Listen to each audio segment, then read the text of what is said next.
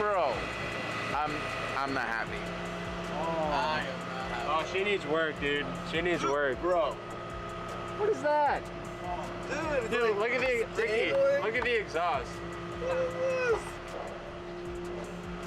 What? They wanted to keep the mufflers, I guess. Oh, it's gonna be sick, dude. I like the It's gonna be sick. This thing goes straight to the junkyard, bro. It's probably where it came from. This isn't a junkyard, this is a garage. I love the cars.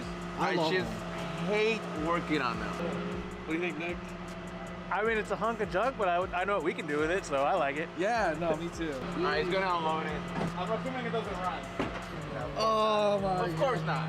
You gotta push it in. The Fiero with the Ferrari kit was a better buy than this. I'm telling you right now. Yes.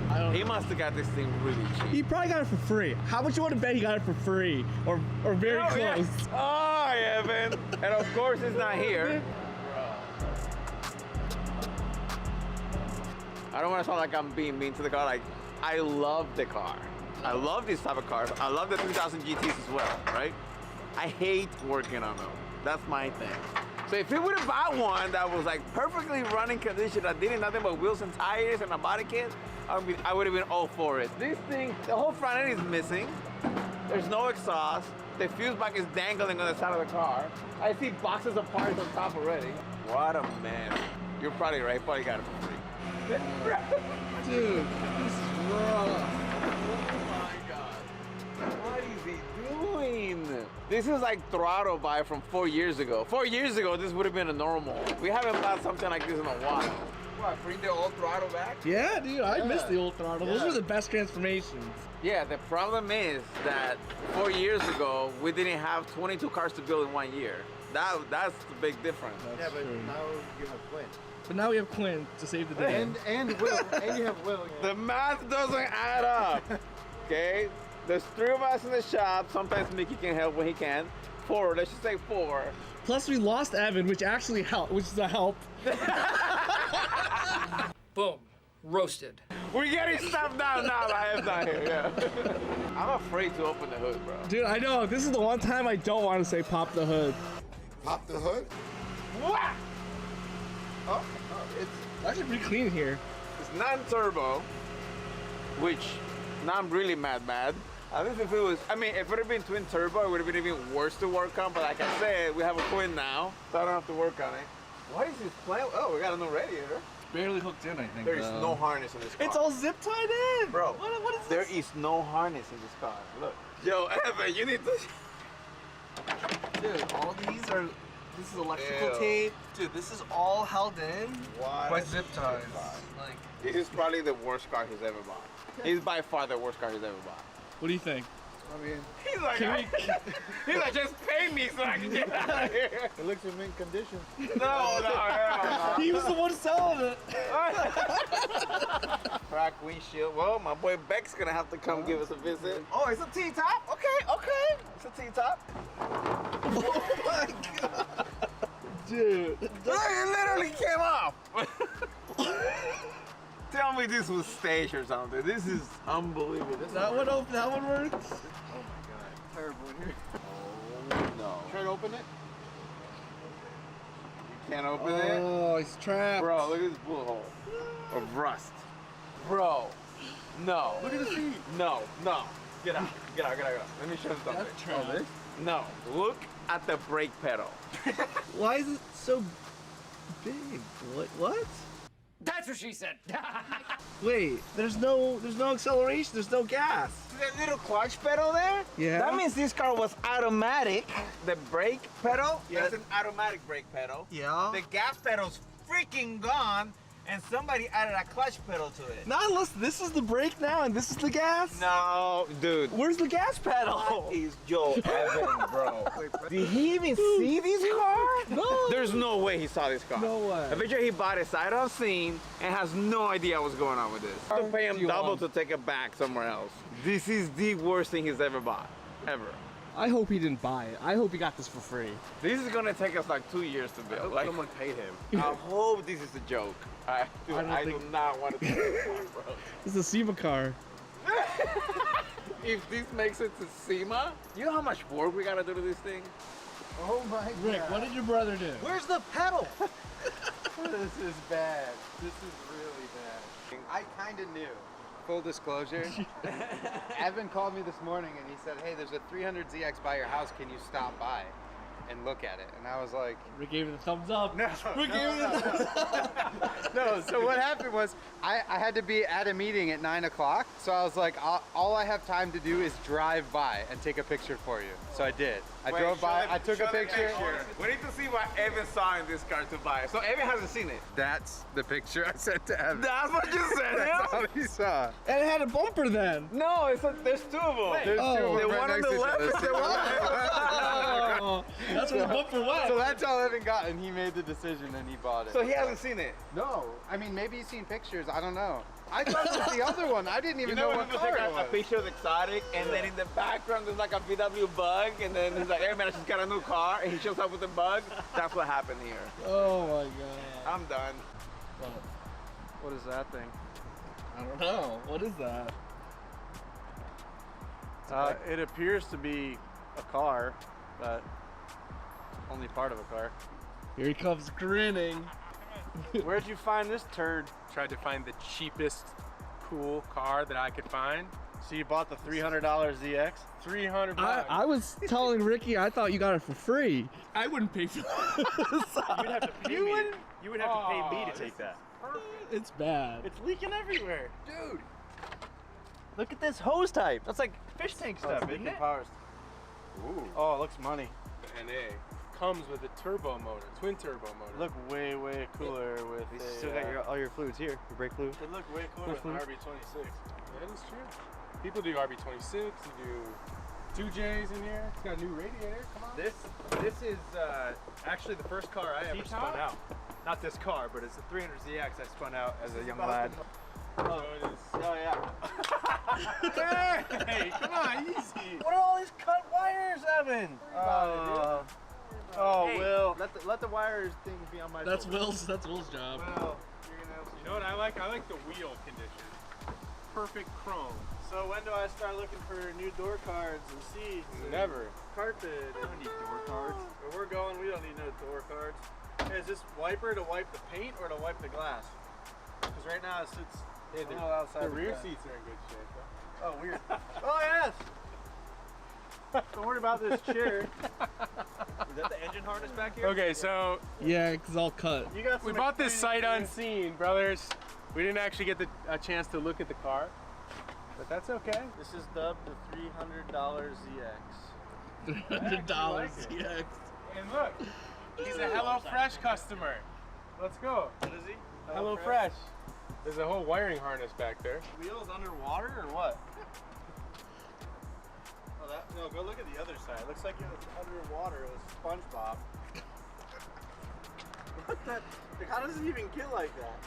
This just makes me think of that Arlie Ermy gift that people use. This reminds me of. What is that? At least it has some Lamborghini parts on it, right, Ev? That's true. We need to try to get the window up.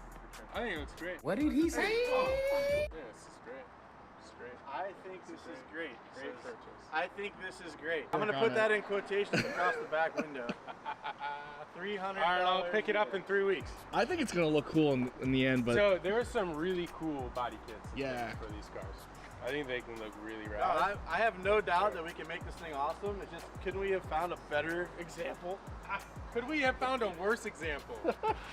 I gotta I check. I don't know if think you so. could've I think found- this is the worst throttle find. I don't Think think so? you could have found a worse one. Is this the worst throttle find that I have ever purchased? I don't know. The SVT was pretty bad. But it had all the parts. Ricky reckons this is worse than the SVT. I think this is worse. Is this worse than the MR2? MR2? The MR2 was like bad on the outside, like looking at it. At least we could drive it in and out of the shop. But here's the Exactly. thing, the MR2, we replaced everything on the Well, interior we're gonna have to anyways. replace everything in here too.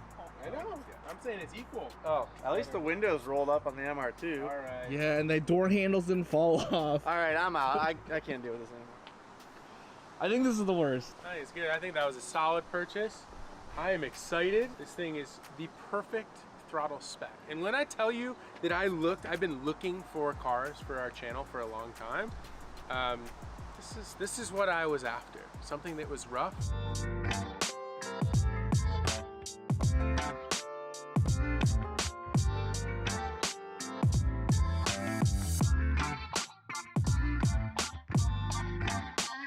we're gonna get this thing running or what, Quinn? No, we're gonna rip it all out. No?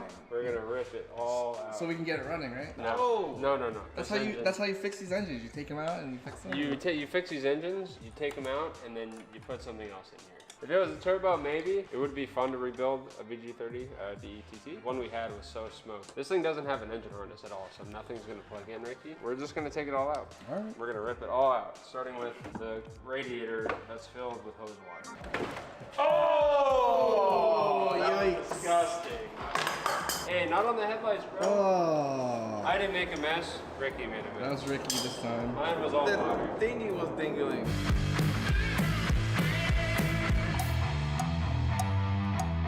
So we got essentially everything up top off. The engine from the top is about ready to come out. So we gotta take the exhaust off, which is disgusting and squeaky. And then the transmission, I'm thinking we take it out in the car. Transmission off the back, drive shaft, all that stuff out. And then we can grab the engine with the crane and just go boop, straight up.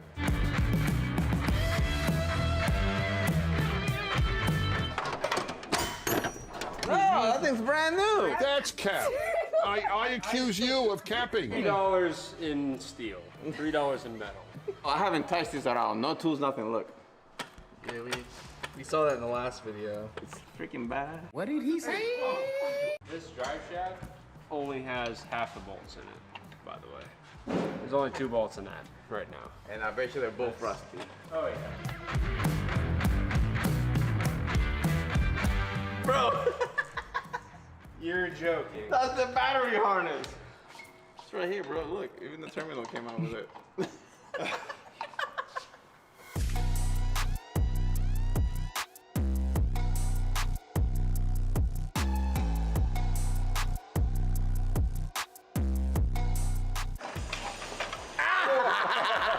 Oh, sorry, dog. Man down. Man down. Sorry.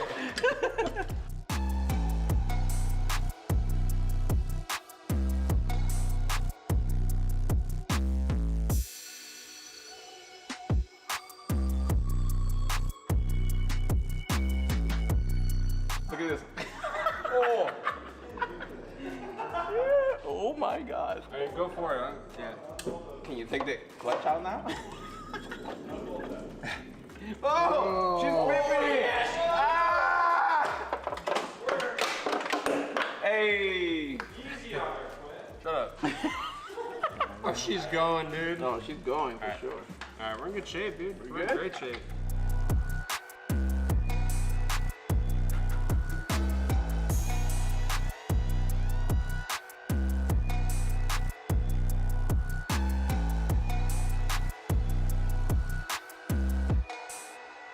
Now that we're done with the engine, I think it's time to move on to the interior. And lucky for us, none of the seats are bolted in. So this should be pretty No way. straightforward. Seriously? Yeah. No, they're not bolted in at all. Look at this, look at this. It'll be an easy day. None of the seats, your seat's the same way. Oh, dude, it's gonna be an easy day. Well, let's get popping. I don't have a door. I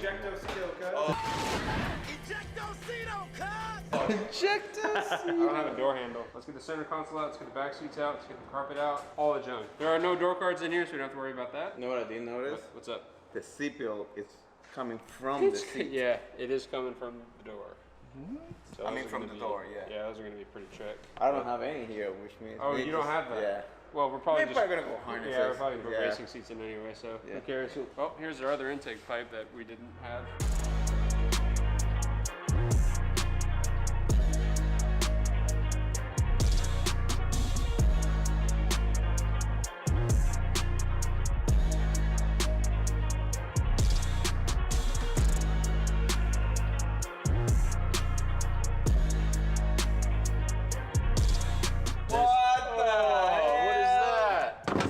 Dude, fuel pump wiring held together by electrical tape. What is this? This Gotta make room, bud.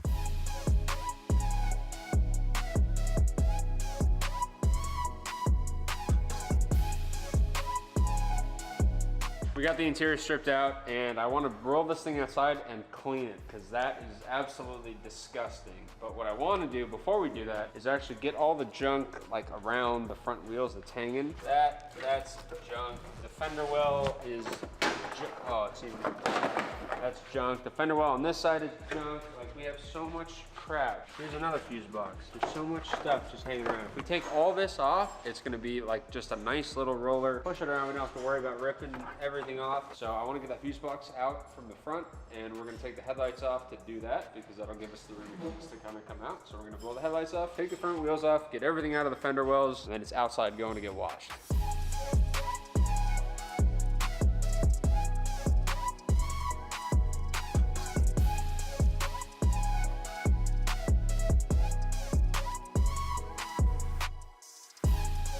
We've got just about everything out of the engine bay that I wanted to get out. Unfortunately, this fuse box is part of a harness that kind of bear hugs the whole engine bay. So this splits off and then kind of runs up underneath both fender wells into the chassis. So I don't think we're gonna be able to get that out. For now, this is perfect. All of this stuff is about to get washed out. So we're gonna roll this thing outside and pressure wash the crap out of this engine bay.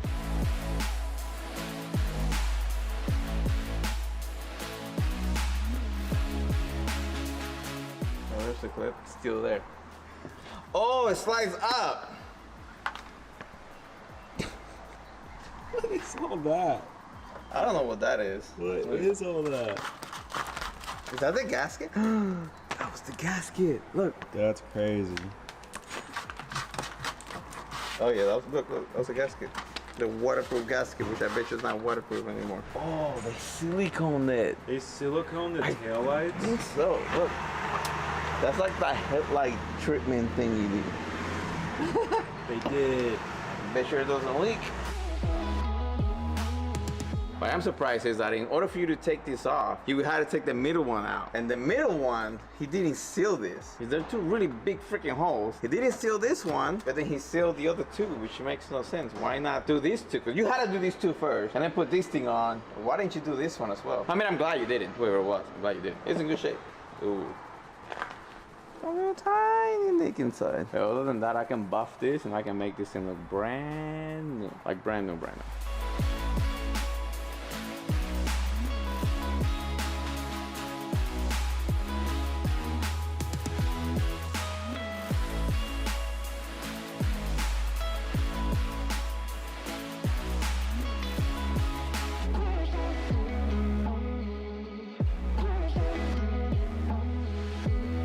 Time to make this thing just a bit better because it's a lot of work.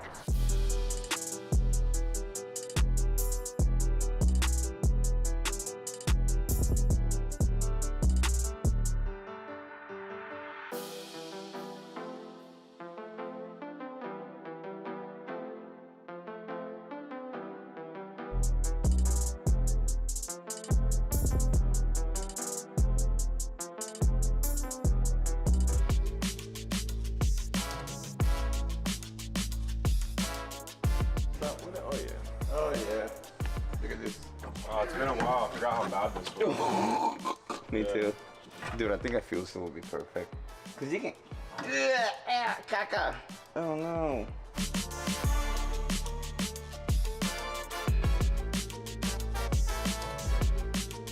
Fuel tank is out, baby.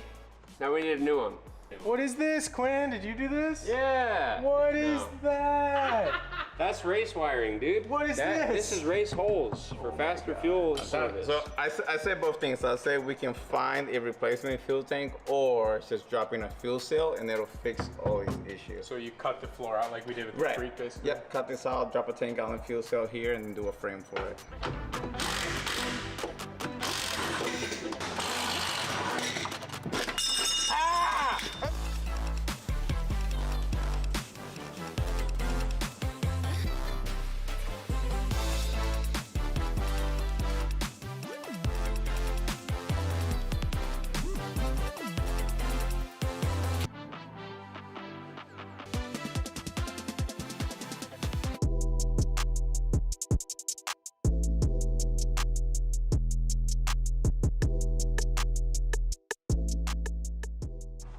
We are excited to show you all the parts for the 300ZX. We've got them blown apart. So the first thing is we have a full energy suspension bushing kit for the front and for the rear. Literally every single bushing for this entire car is in that kit, which is really cool.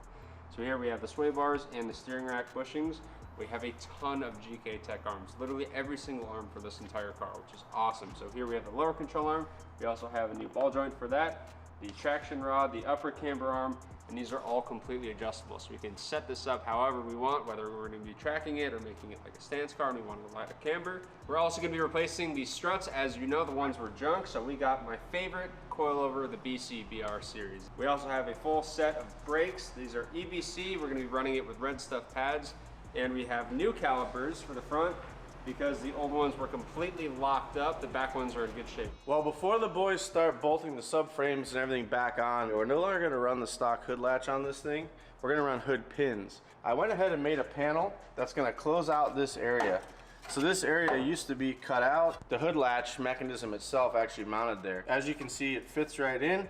It'll get TIG welded in today. Fabbed up my new core support out of 1x3. Added some 1.5 inch square stock as well, just to brace it to the frame rails or the unibody rails. And what we're gonna do is we're gonna add a jacking point on here. I went ahead and sealed out the frame rails. We also sealed up a bunch of holes that are no longer gonna be used up here on the strut tops, around the where our coilover is gonna mount, and then also a bunch of bolt holes. This is where the factory fuse box used to go. That's now down here. That way when this gets bodyworked and painted, it just looks nice and smooth.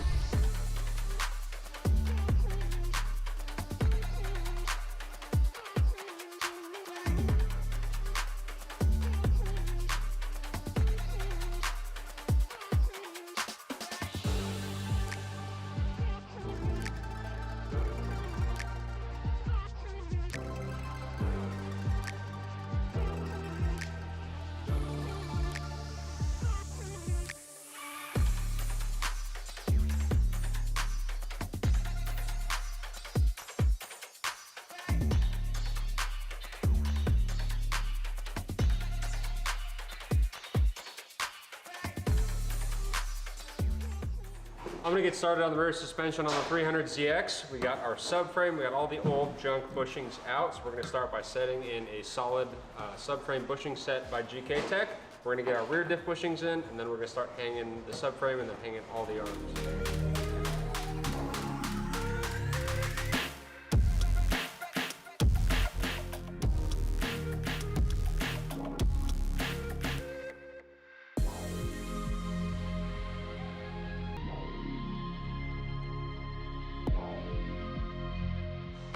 Rear subframe is in, it looks amazing, so now we're gonna start adding bushings to all of these, and then we'll have the suspension all back together, so let's do it. Got all of our energy suspension bushings in our spindle here. Now we're gonna start throwing some of our GK Tech control arms on the rear and get this thing bolted back in the car.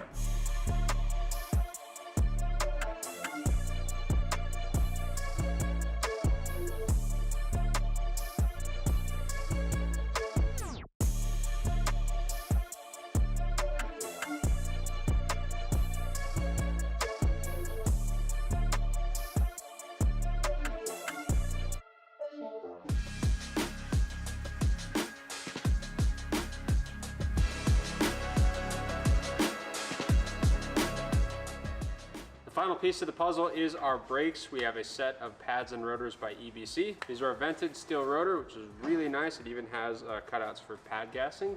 And we have my favorite brake pad, the red stuff. An excellent high performance street pad. Let's get these brakes on.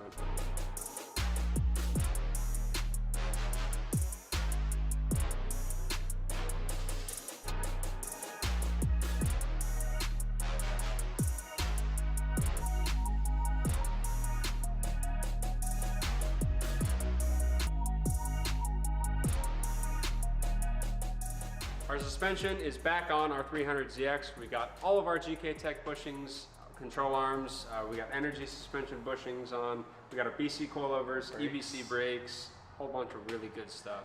Yep, so the underpinnings are back together at this point, and now it's time to get this thing off to paint after a couple little things we still have to do. All right, I'm gonna grab our side skirt first. I see that this actually bolts to the pinch rail underneath the car, and I can tell you, I know the pinch rails in our car are absolutely hammered, so I'm pretty sure that this isn't gonna line up straight out of the gate, but we're gonna go check it out and see.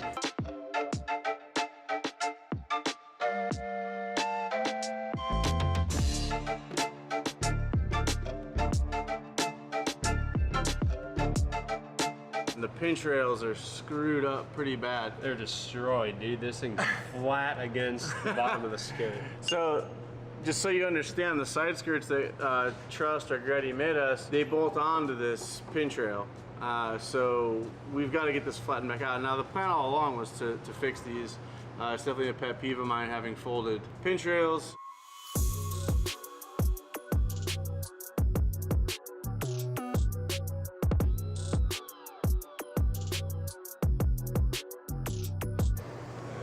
We're going over here. All right, so Quinn figured out that this thing just pops over the factory bumper, which is pretty cool, I think. Yeah, it does. Yeah, look at that. Sits right in the body line. Yeah, it does. What I do like about it is the hard edge shape that it puts on it. This edge here. Brings this down a little lower. It has a much nicer line right Yeah, here. much The sleeker. stock one's like a big bubble, and this is kind of more angular and sharp. For something that was designed in the potentially 99, this is pretty cool and still, I think, a very good looking kit. So I don't know if we're gonna be able to actually fit this because we're missing a lot of things. Is that holding itself on? There it is. No hardware. All right, we're going home.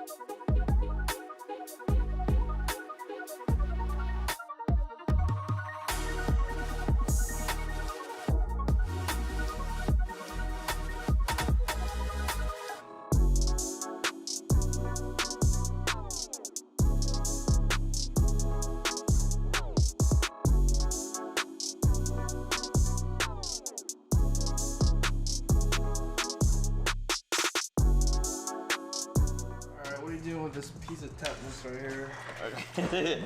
Well, we're gonna clean this off first. Piece of tetanus. Yeah. Tetanus right there. We're gonna clean it. Since these are covered for antenna, we're gonna trace this right here. Then we're gonna cut it. Then we're gonna shape it. And then we're gonna tack it. And then we're gonna do the exact same thing for the trunk area.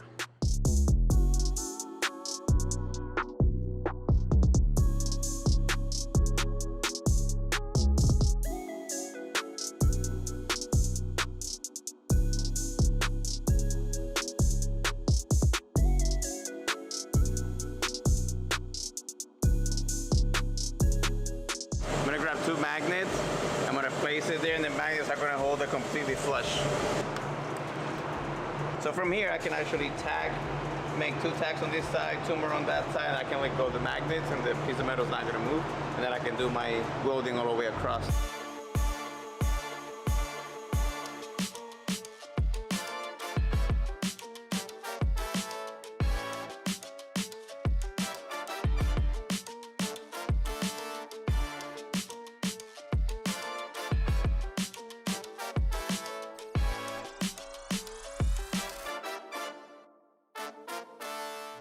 All right, this is all I'm doing. Obviously, this is not perfect, and I'm not gonna make it perfect because the body shop still needs to remove all the dents around the car, and then they're gonna patch this, and there she is. Look at this.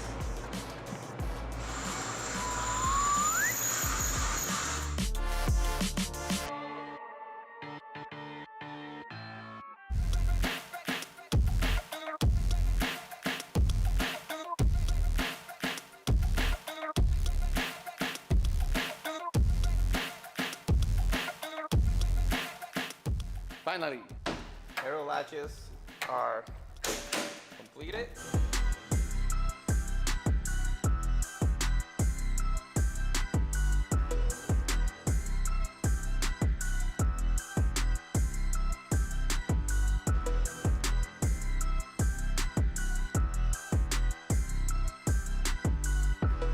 We're gonna get this thing off to paint. We're gonna load it on a trailer that I just got. It's gonna be fun because this car has no brakes, no parking brake. It has steering, which is good.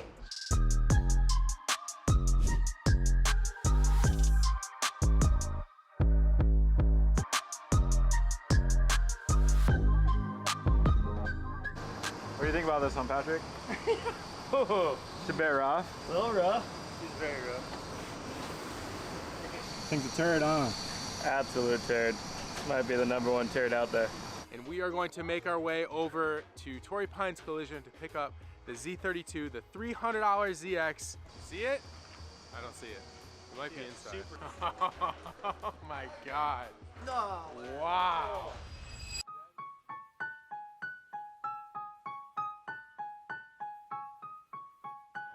Here we have a Torrey Pine Collision, and our 300 CX is behind us, and it's looking amazing. It's all prepped up. Shaheen is actually inside looking over all the parts. He's gonna lay the first layer, which is gonna be a black sealer, then a blue base, and then the actual base eye blue for this beautiful car, and you get to see it right now.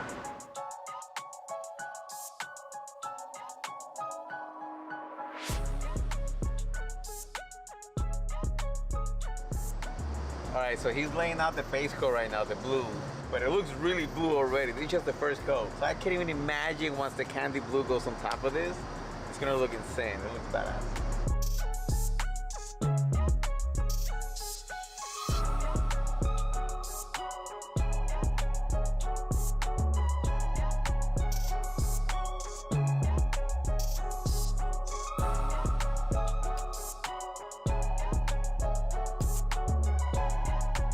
What a great color.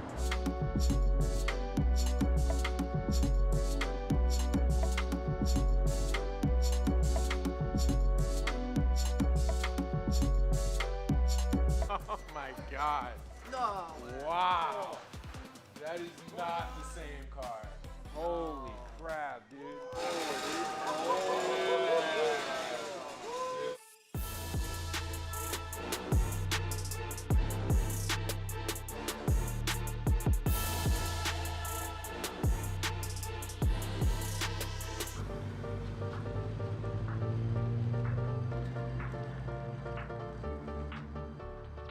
All right, we just got the 300 back to the shop. We're gonna unload everything, pull this thing out. We're gonna put it into the shop. Now that I finished banging out the old studs, we are gonna be installing the new ones. We are gonna press them back in here professionally. That's a problem. That is not supposed to happen. It's supposed to stop here. So when you press them in, they go in tight. This, damn it, this is not supposed to happen. Well, we'll be right back. Just sitting on top. That's what you want.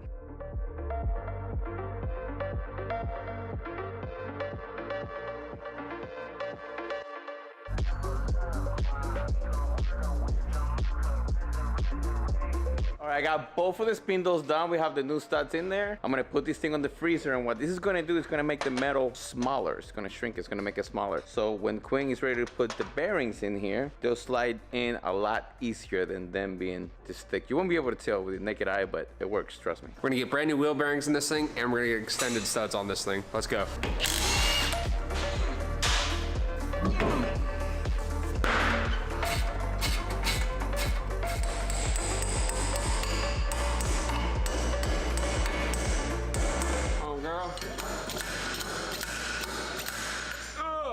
So I've got the hub off of the old wheel bearing. Now we're gonna have to figure out how to get this off the car and press the rest of it out. I've got the spindle completely off the car. Now the nightmare begins of trying to actually press the old bearing out. Send it. More. Let me get the big boy here. There we go. Old bearing is out. Now we have to figure out a way to press the new bearing in. Okay, so we've got to change of plans here. Originally, we were going to support this spindle with like 2 or 3 sockets. Yeah. So you had like a socket here, a socket here, and a socket here, but it wasn't level. That was not level. So I figured out we could probably hold it up using the race, but I also machined this race down To fit. so we can use that as a driver to press the new bearing in. If it goes in straight, I'll put it in straight. If it goes in straight, it slides in super nice. So what we're gonna do now is actually press out the other bearing on the other side and then use the brace of that bearing to support it.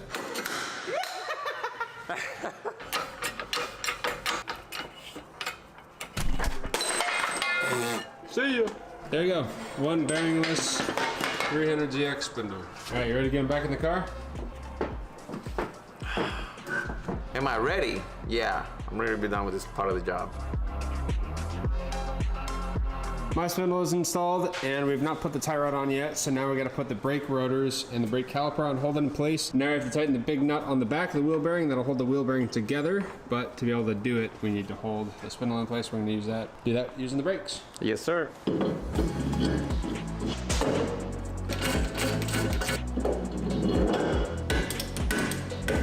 Finally, it only took 16 hours. Yeah, both of the hubs are completely done with the longer studs, so it's time to put them back in the car and get the brakes finished.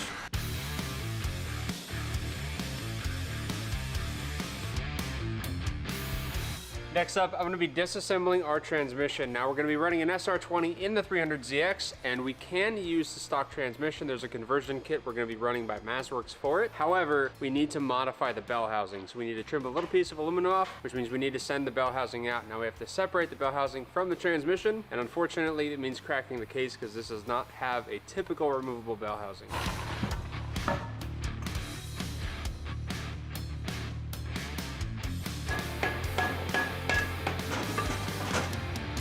Transmission is cracked. This is the piece we're gonna send out, so I'm gonna clean it up. Next up, we're gonna get our rear differential installed. Now, I went ahead and found our front differential mount, essentially, and the hardware that goes with it. So we have new bushings in the subframe. We do not have new bushings in the diff yet. It is also super dirty.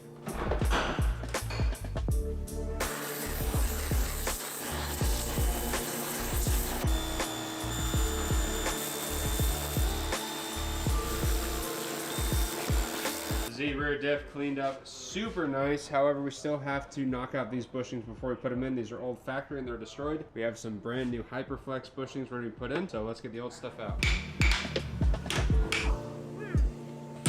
Diff looks beautiful. We've got a new Hyperflex bushings in. It is time to get this thing in the car, bolted down, mounted up, baby. Let's do it. Can you pick this up? Yeah, you got it.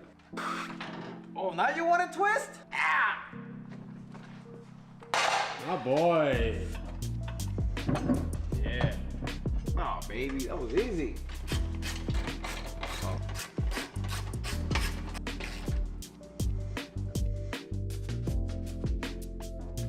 Our rear differential is in the Z along with our axles. We have a lot of parts kind of all scattered throughout the shop, so we're gonna start compiling all the parts and getting cracking on this car, get this thing done. All right, so we're gonna get all the junk out of the interior, including that. I gotta pull this out. This is our ABS assembly. That's coming off. Yeah, and get this thing cleaned up. We're getting ready to put carpet in it. All right, let's get to it.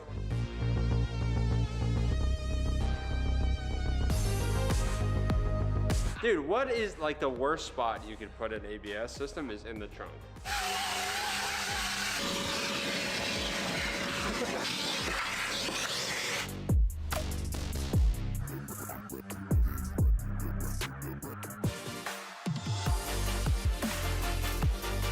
All right, so I just got done scraping or cleaning one of the T-tops with the razor blade. I'm gonna grab a brand new razor blade and I'm gonna do the same thing to the other side. That's what's up. Nice and clean now. We just got some fresh door cards and they're disgusting, so we're gonna clean them up. Yeah, let's go, baby. Absolutely soak the door cards on hyper dressing. They're looking way better. It's just like absorbing all of the dressing, which is crazy. So I love when you do this because the next day, once you wipe it, it looks like literally brand new and completely shiny. So it's pretty badass, the results of it. We have both side skirts, which they're already painted. we have the aftermarket mirrors that we have here, and we have the stock ones here, so that's a pretty big difference. And the main reason why we have the stock mirrors is because of the power mirror harness that we have here. So I'm probably gonna end up cutting this up, plugging it to the stock harness, and from the stock harness, gonna go to the aftermarket harness. And then hopefully when we put everything together, it'll work. And then we have the, what do you call this again? The center vent between the headlights. I think it's called Sivas. It'll go right here. And this was placed on top when you guys picked it up from paint, but it was never mounted properly. And there is a bracket missing from here to here, which it was never in the car, which I'm gonna be fabbing. So I'm gonna knock out these mirrors, so I'm gonna start by cutting our harnesses off here.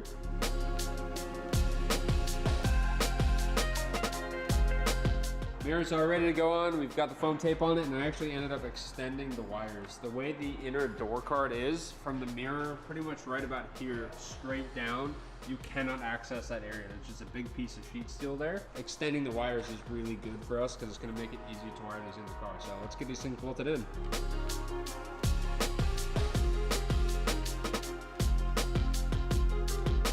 Mirrors are fully installed. They look amazing. We've got plenty of lead to wire the power mirrors in later. How you coming, Ricky?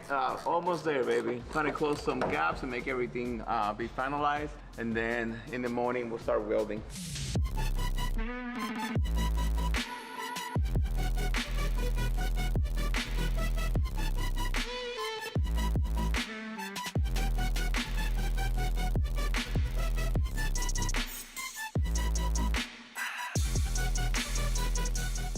So that is it.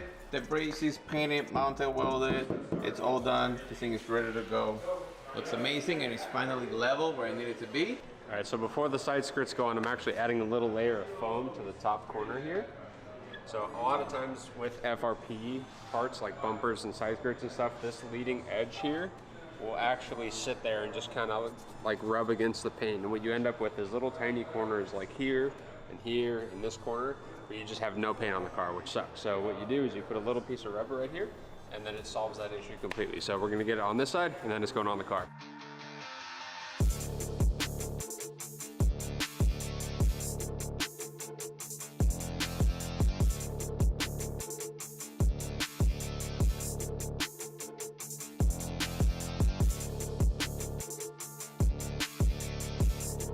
So we're finished for today. We've actually had the door cards soaking and hyper dressing for a while, and they bounced back really good, actually. A lot of the color came back almost immediately. Dude, I wiped this thing down 3 times, and look, it looks so much better. Hyper dressing just brings everything back. Brings all the color back. Once we get new ones of these and we get the full replacement, then we'll soak it overnight and we'll get the same result. The thing is like the dashboard itself though came back really nice. Like this isn't cracked, this isn't damaged, just the hood. So other than that, dude, the interior came out so super clean. I mean, it still looks like a mess because we have no carpet or anything in there. But just there was like a crayon back there, like all that came out. Everything just cleaned up really nicely. And the metal looks nice underneath. It looked really bad. Yeah, so I'm very excited. We're gonna get a carpet kit in this thing pretty soon. I'm excited to see how the interior turns out because the door cards are looking really nice. The center console is gonna look really nice. We still have a ton of work to do. As you guys know, we don't have any seats, we don't have any carpet, we don't even have an engine in this thing. So we've got a lot of work. A lot of parts still inbound and a lot of work to do, but I'm actually really stoked on how this car is shaping. Yeah, there's no motor. There's no engine. But it looks good though. That's what matters. There's no engine. It's gonna look better with an SR20 in here. Oh, can't wait for that. We have something extremely special showing up. That's gonna change how this car looks forever. That's right. Yeah. I almost forgot about it. And we have a lot of stuff to do still, man. I know. It's gonna be so good.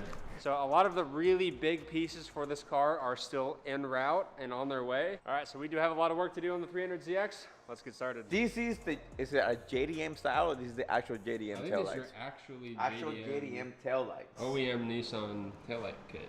This is really so cool. I feel like clear with the blue is gonna look so much better, like even than like a smoked wood traditionally. I agree with the you. lighter color, I think it's gonna look so nice. So I'm very excited to get these taillights on.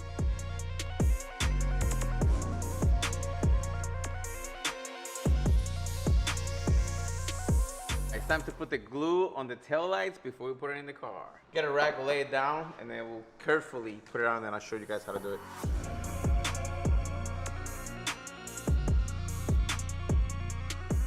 Boom. Where to go? Which one is this one? This is the righty. Oh, come on. Let's make some space, bro. You sure it's not upside down? Yeah, I'm sure it's not upside down. Once it goes in, Once it's on, it's not coming back off, right? it's on. That's it. Last time. No, we're not gonna do it. Ugh. Bro, just look at this. It looks brand Oh, it looks so good. I got Find your way out. I got it. No, I got it.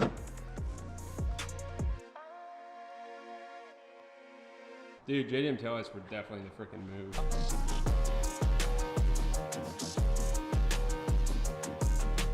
Yeah, that looks good. I love it. Look at that. Not having amber on the car. I think we leave the 326 power wing off, dude. Like, I think we leave it just like this. Because it's not like the Gretty body kit is a really nice kit, but it's super subtle, right? It is. The car's not wide body, so we're like already on the track to make just like a super clean stock you know, I body do agree style with you. for the I think GTX. that 326 wing is a very good looking wing, but it has its time and place. And this is just gonna be like a stock, clean, simple looking 300ZX. So I kind of think we leave it off. So this car didn't come with a front bumper, so we don't have the bulb sockets for these. But we have the bulbs that go in them. Nice. So let's duct tape get these on.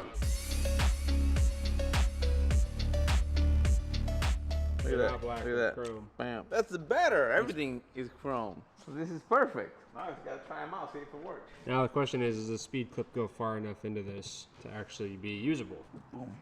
Bro. Oh, that's perfect. This feel was made perfect, for it. bro. This is, what an easy job. Give me something harder, Quinn. One more to go, baby.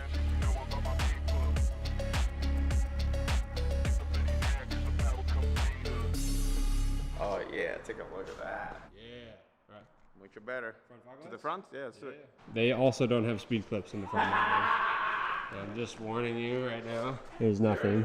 Yeah. Well, I'm gonna use the same ones, right? We may have to trim them down though. Let's see what you got. We got the same ones. So let's see. If I'm worried about this corner.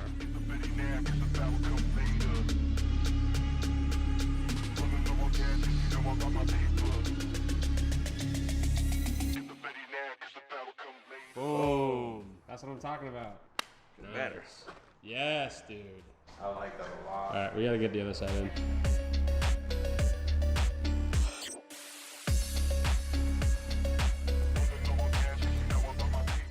Yeah, that's what I'm talking about. Oh man. Don't worry, I'm gonna polish the headlights. Moving on, baby. Lights are done. We're gonna start getting the gauge cluster out of this car. We are not actually gonna be using the factory gauges anymore because we're going Haltech and it makes things so much easier. On top of that, we're gonna get this fixed. So this is like the only real big part of the dash that's actually damaged. The rest of it is actually in really good shape. Is that it? Is that seriously all that was holding that on, was those two screws? I'm super stoked on that actually.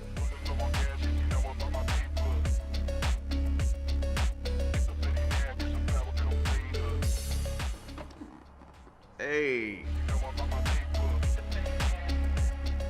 I want to explain to some of you guys why I love Haltech so much and some of their products. So this is the IC7 digital display dash. We run these in all of our cars here. The Super's got one, the Freak's got one, and this is the reason why. So let's look at the old cluster. Okay. So how many usable data points do we have on this cluster? We have coolant temperature. Yep. We have vehicle speed. Yes. RPM. Yes. Fuel. Yes. And oil pressure. Which that you don't see all the time. Yeah. So on top of that, we have mileage, which is so you have 5 data points of 6. running the car, right? Look how big it is, right? It is. Flip it over. I'm gonna flip it over. What a freaking disaster! A whole motherboard So we've back got here. 1, 2, 3 different connectors. Now open the IC7 box. Okay. Open it up. Whoa. First of all, it looks freaking Dude, beautiful. this is Get it out, baby. beautiful. Look how much smaller, more compact that is than the factory cluster. Like size difference. Don't talk down on it. That's a big difference. And then like the side profile. Yeah. Like that thing is huge. Yep. Right? Open this box up, baby. You don't know what kind of crazy wiring it takes to run an IC7 like that? That's it. Look at the back. One plug. Look at the back. Look at the back. 4 wires. Oh, There are wow. 4 wires on that. That will run that entire dash. Okay, I didn't see this coming. Because it's CAN.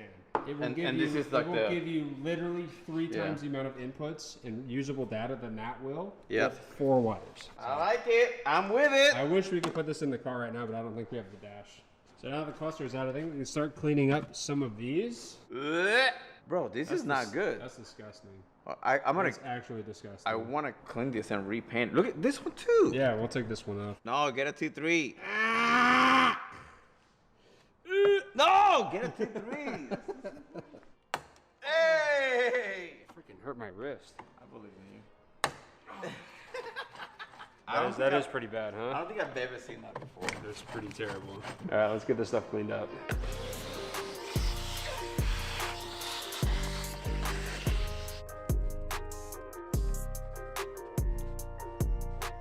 Damn, that made a big difference. You guys don't have hyper dressing in your detail bucket. You're using it to Guess clean I'm your missing car. I don't know out. what you guys are doing. Dude, that looks freaking brand new. Yeah. Well, now it's my time to do my part.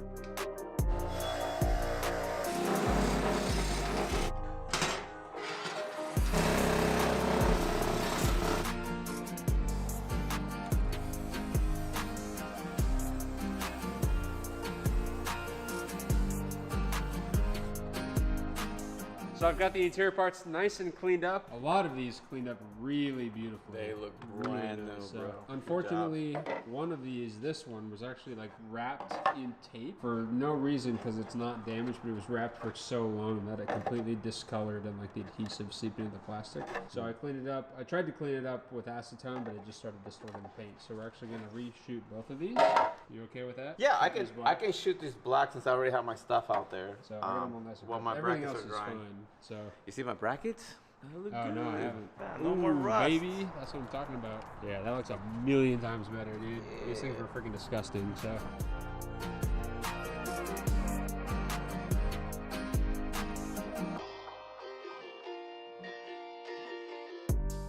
Antoine just called. He said he's around the corner, which means the surprise is here, which are the new wheels for the 300CX. Oh, Twan. Oh, they're still packed up. Let's get them out. You know what the brown cardboard box means? It means custom. You gonna open it or what? Gonna open, yeah. Ready? Oh, damn! Ooh, all They're right. polished? All right. Okay, I was not expecting this. Oh, it makes sense why all the lights are freaking clear. Yes. Dang. Oh, that is gonna be so hot, dude. That is Full sick. chrome. That's really cool. So this is like a 5-spoke version of the Z. That one. Yeah. It's That's the same wheel, freaking yeah. sick. I'm stoked. Oh, dude, that's gonna be so good. That's hot boy. Should we test fit it? Yeah. All right, let's get a front one out. Yo, we got some chromies, brother. Yeah, we've been waiting for these. Dang, the polish really is cool. sick. Super. We went pretty aggressive. We went Jimmy Oaks spec on these. How Tested- cool you is tested that? them yet? No. No, we literally just got them out of the box 5 seconds ago. It is. That's right. Which side? Which side we throwing them The other side. The We other side. didn't put fully adjustable arms on We so didn't? we could run 0 camber, brother. on the other side first. Oh, they clear the caliper. Holy Batman. A little aggressive. That man said, "Holy Batman." These are this is A definitely the front, little. right? Yeah. Oh, it wasn't on. Oh, we're good. Jeez, it wasn't on. Oh. Still pretty strong. It's aggressive. It was like. Did you see how It was like this. It was crazy before. Okay. Ooh, the polish Boom. is the I look. kind of want a super meaty shoulder on it now that I see the wheel. It's not too bad. No, that's good. All right, let's get the back one. Rear. Oh, there's plenty of room. We're good. We haven't even set the camber or anything. No. It's got positive camber. We are going to absolutely slam these coilovers and see what happens. We're gonna see what I happens. love the way you said that. I can't wait. We're going max low I'm right now. I have maxed out our coilover on this front. Look at that. Bro, that It thing was was like- like, it was like yeah, this- it was like a this huge before. gap. So if it's not gonna get low now, it's never gonna get low. That's impressive. Should we test it or should we just max out? No, let's keep going. Max everything out Max and it out then the back, baby. Let's full go. send. That's it. That's the max. It's almost the same as the front. Maximum. Look at that spindle height. I'm telling you, we're just gonna put the wheel and it's gonna be like right here. All right, let's go grab some wheels. Let's do it. Should we both pop it on at the same time? Yeah, let's both pop it on. 3, 2, 1, go.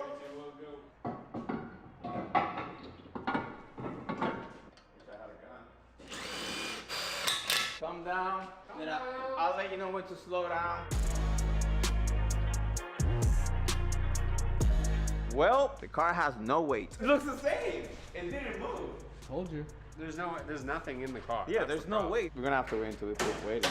It is what it is. That's what you get to see. It's gonna look so good. We know it's gonna look great. It looks sick. It looks really sick. Yeah, the back looks awesome. Yeah, it looks sick. I mean, imagine the tire being there. That's literally what the tire's gonna say. It's gonna be like right here.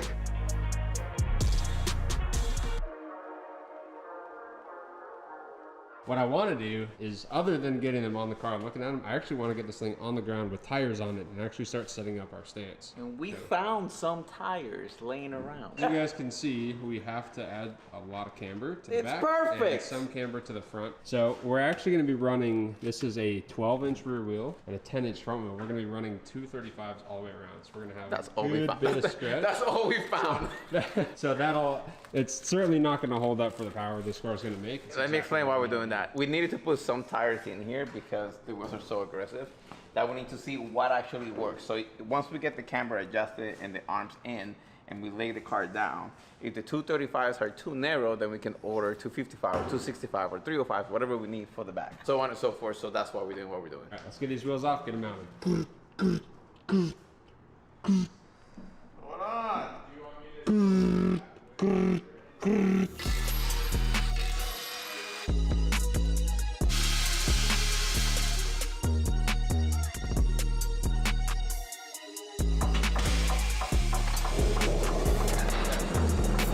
Not bad at all. Look at that. Woo! The tilty boy. That'll be good. We should make a 8, the 3, turn the 3 to an 8 and then we're good. So the first wheel that Quinn and I did, we thought it was the real wheel, but apparently It's not. see that? That's a stretch on the end. 10 wide. This is Jesus, a rear. a true 11. This is a rear. Got some solid stretch yeah. right here. Can be like that. That's the left rear. This is the right front.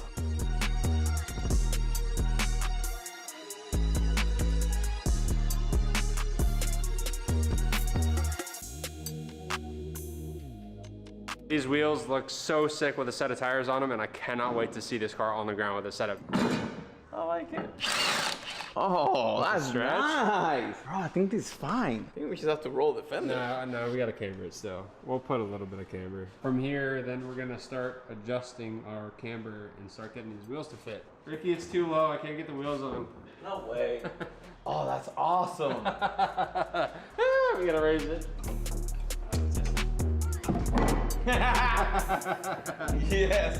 She needs some camber, baby. All right, bring her up. It looks freaking rad, dude. It's gonna look so sick on the ground, dude.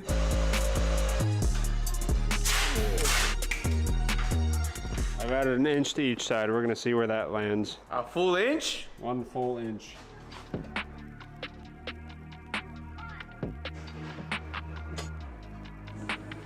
I can immediately tell that there's already significantly more camber than there was before. So, you wanna try and throw a wheel on, Ricky? Yep. Is it gonna fit? Holy crap. You have to bring it down. Yeah, dog. Hold on. No, it's gotta be more than that, dude. It's got like a ½ inch at least. Ready? Yeah, you got it to fit or no? I went up a lot, so we'll see. Oh, yep. Yep, we're in. All right. How are we looking? That is very aggressive. It's kind of sick though. So this is max GK Tech positive camber. So everything up top is max negative. Everything at the bottom is max positive. I think it's good. If you can get the other side to match, we should get this thing out on the ground and see it on the ground. I think agreed. that's gonna be like the coolest moment. Let's get the side tightened down and start working on the other side.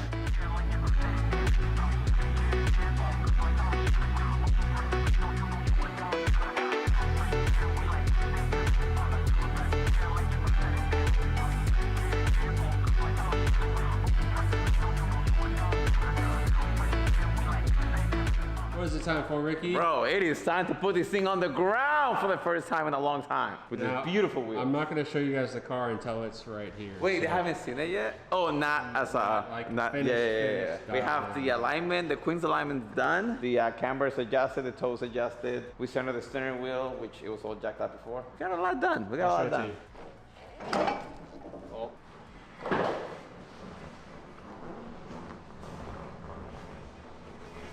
All right, so the car is on the ground. It is covered up, and Evan is almost here. Sean's right here. He hasn't seen the car either, and Nate and Mickey are unfortunately not here.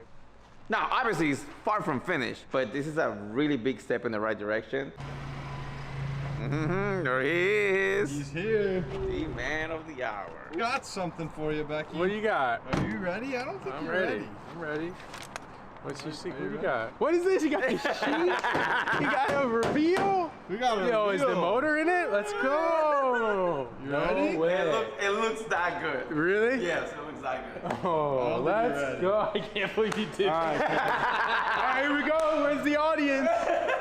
Bring him out. This is so funny. I cannot believe you guys pulled this shit out. I f***ing love it. 3, 2, 1. Yo, that is not the $300 ZX. Yo, that looks sick.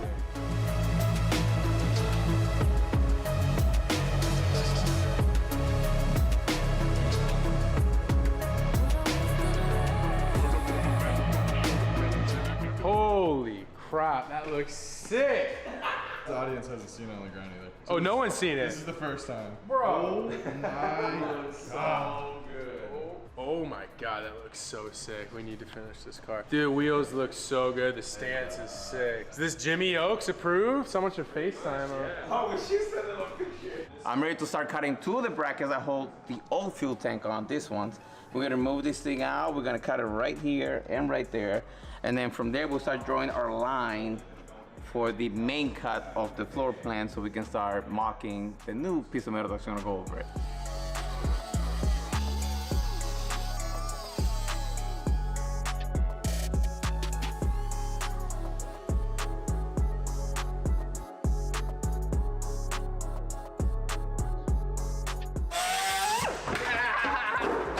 Look at my blade. You just made it.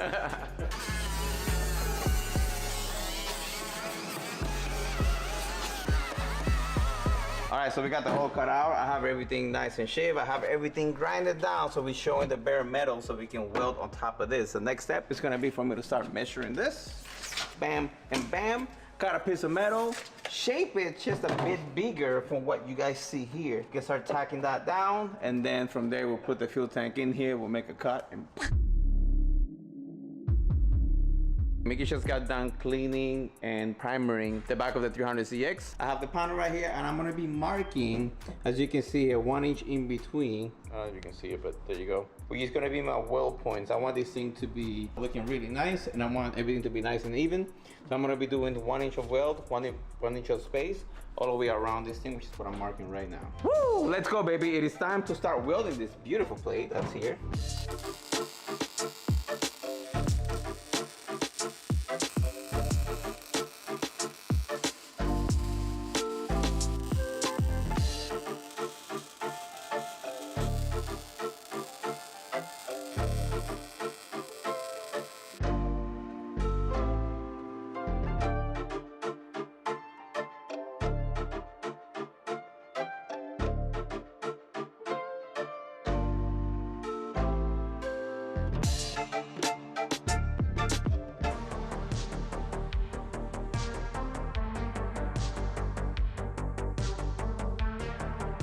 What are we doing? First test fit with the cell. Ready? Yeah. See how good you guys did. Fantastic. Hey! So, that is pretty tight. That's pretty good, huh? Not bad. Not bad at all. Very, very nice. Yeah, baby. You look good in there. Look at that. Fly, dude. Looks really good. Yeah, what's cool is we can get tools on all this stuff. No problem, easy to work on. You don't have to take the tank out. Nope. Double drill, baby. All right, our gas tank has holes And it's mounted. And bolted. Well, the car has holes for the gas tank, not the gas tank. Next up, we're gonna start tackling the fuel filler neck. So you've got the factory fuel door off, and we're gonna start taking the old filler neck assembly out and kind of making an idea of how we're gonna get it to go through, because it needs to go through here into the fuel cell, right? Yeah. So what that's gonna look like, I don't know yet, but we're gonna start disassembling all this, and we're gonna find out. And what we're gonna try to do is actually retain the filler pipe and the evap tube. I think we can remove this, chop it here basically, and rotate it 90 degrees or so, 45 degrees, and actually cut a hole into the chassis and bring it inside inside the trunk. Yeah, I think we can make it happen.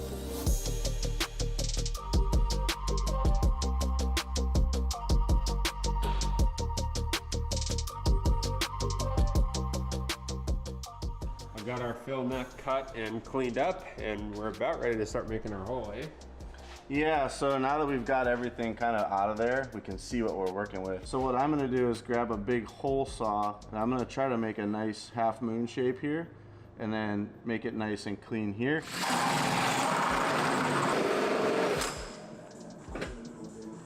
Oh, bang out, dude, that's perfect. It actually looks purposeful too. Yeah, that's gonna be so money.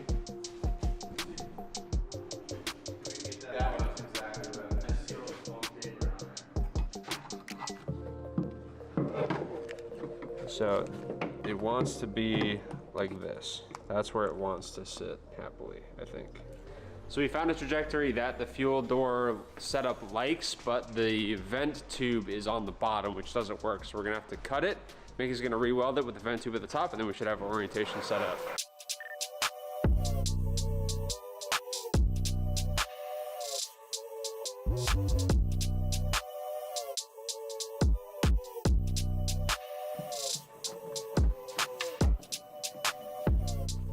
Hiya! That's money, dude. That is literally perfect.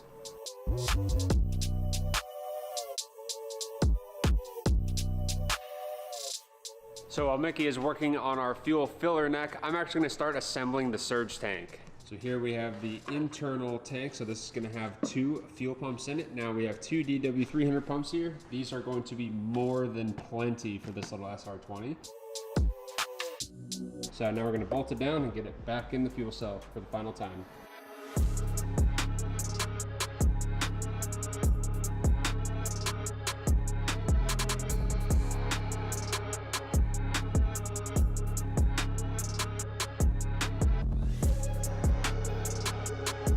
The fuel tank is fully reassembled. We're gonna drop it back in here. We haven't painted this quite yet, so we still need to do that.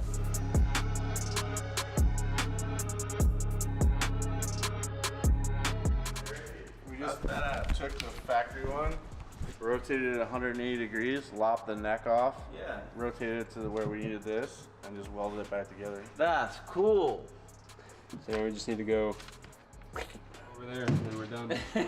You can't do that, Mick.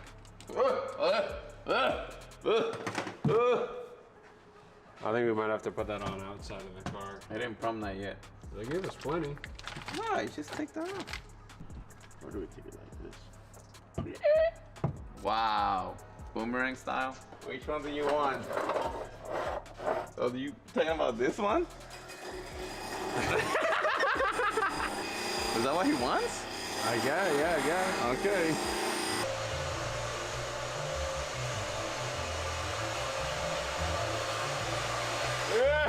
No, scary. But you got the gloves. No, you're doing the lubing. I'm not doing the No, I'm not lubing Yeah, it. you are. If I'm gonna lube it, I'm not gonna use gloves. Wow. I can't post any of this. Maybe we're gonna do out here in case he missed, because I know he's gonna miss.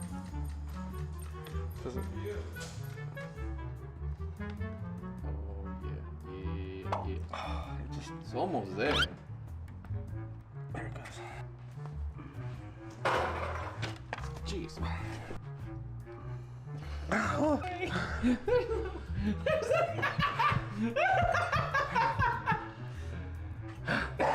Oh my god, you're gonna be dying over here. I'm out of breath. Oh, there it is. My bad. That's good enough, I think bro. that is it. You got a whole clamp in there. Put it in the hole. No.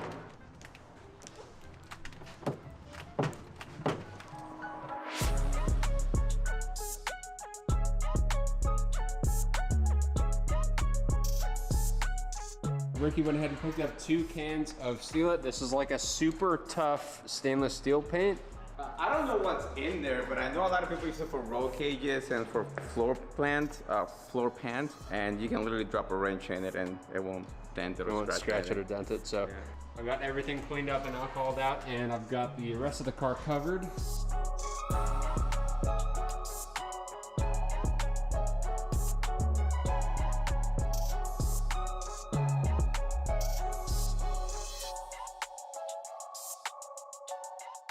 And now, I grabbed our soft-sided Velcro. This is an old race car trick that I learned from my buddy. The soft-sided Velcro is a really good, I don't know what you call it, kind of a barrier between... Isolator maybe? Yeah, isolator between metals. Keep things from squeaking and to not have to use a foam that's gonna break down over time.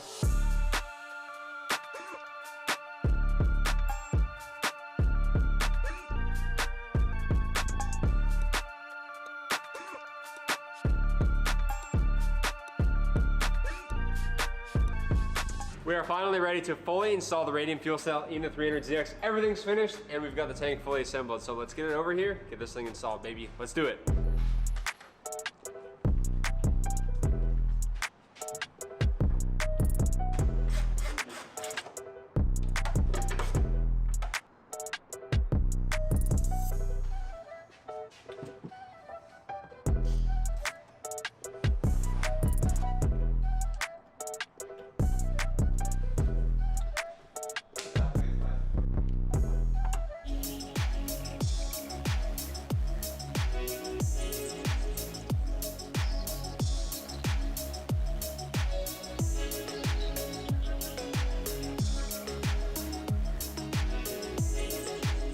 What do you think, Mr. Ricky? Dude, it's looking so nice. Now with the carbon exposed now, man, so good. The brackets look dope too.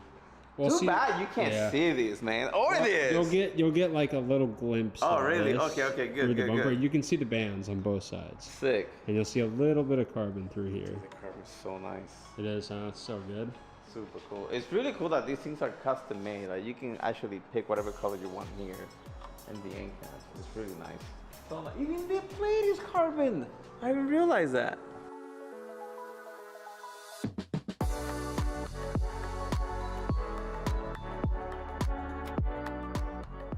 You can see a little bit of it. I don't know if you're gonna be able to tell that it's carbon fiber from like back here. Like if you look real close. Yeah, but you can see it. Wow, you guys got this thing perfectly center and level. It's just enough so when this thing is like at a car show or something, people's like, oh, wait a minute, like, you know, kind of like an Easter eggs that people will find. Yeah. That's exactly how they're gonna sound. Well, now you can't tell there's no engine because you can't look through there. Yeah. You just see it away. We got no windows, do we? Special delivery! This has only been on the shelf for like 6 months. We finally gonna put it in? Finally gonna put it in. As always, you can't redo a car to this level and not replace the carpeting. I got red carpet for this car. You so- did not. Sheesh.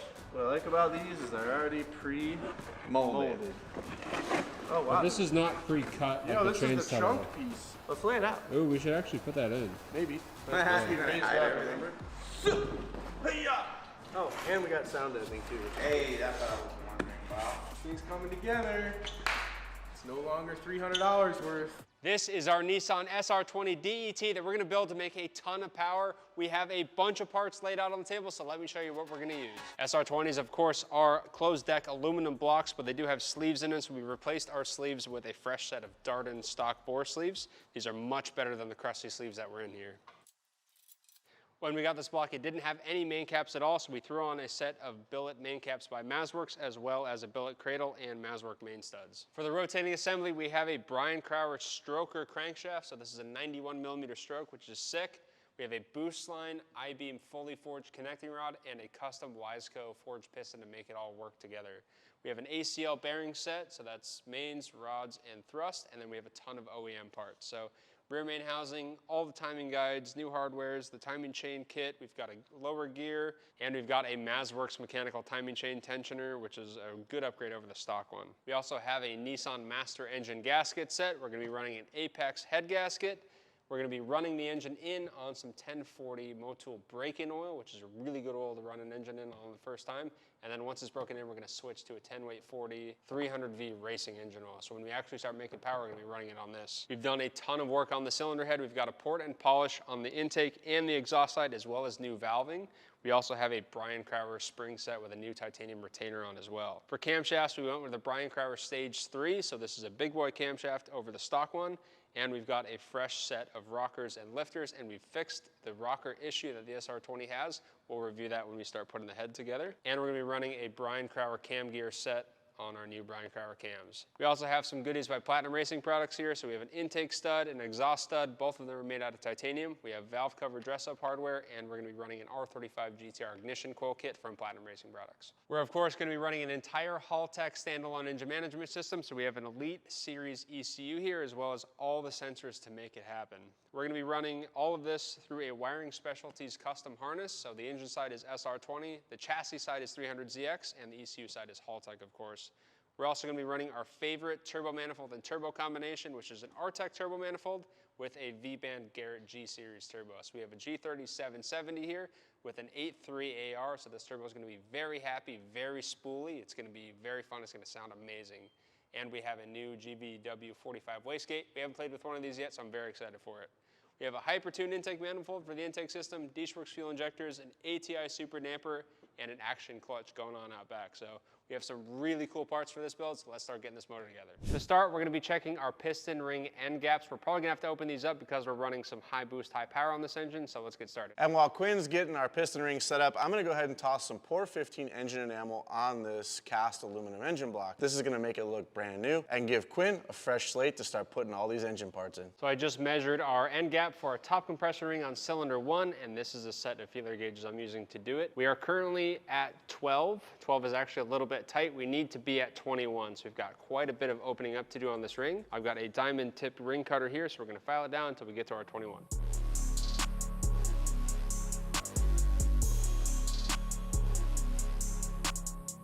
So if you've never seen an engine get built before, what I'm doing is checking the piston ring end gaps. So this right here is a piston ring that sits inside the bore. So when the engine is assembled, the rings actually sit inside of these grooves on the piston, and this is what seals the piston inside of the cylinder. Because if we don't have rings, you see all this play. So when you have combustion in here, the gases can bypass all that, and the rings are actually expanding into the bore to prevent that from happening and sealing the piston. Now, if you look in the piston ring, when I get it sitting flush like that, we have a little tiny gap in there, and that is our piston ring end gap. So when you have metals that are getting hot, you have aluminum, you have steel on the bore and steel on the ring. When you introduce heat, the rings, everything expands. The aluminum expands, the steel expands, and so this little gap in here is meant to take up the expansion. So when the engine gets hot, the rings swell up and that gap closes. Now, when you start introducing more power into the system and trying to make more horsepower, you will actually increase the amount of heat that the engine outputs. When you have a lot of heat and a small ring gap or a stock size ring gap, the ring will actually expand so much that it touches itself, the gap will close completely and the ring will touch, and that is a really bad place to be for a performance engine or any engine in general, because when you run out of gap for that to expand into, it can't expand into that any further. So if it continues to heat up, the ring is going to start pushing against itself and it's going to blow out the ring lands on your piston. And this is one of the failure points on a stock engine when you're talking about, oh, how much power can a stock engine take? One of the critical factors is ring gap. So when you're building a performance engine, one of the things you do is you open up the ring gap. That allows the piston and the cylinder to deal with excess heat and handle more heat. So that's what we're doing here. So I just checked it again, and we're not quite at 17, so we've still got to open it up more. Our number we're going for the top ring is 21.021, and we're currently less than 17, so we've got some work to do.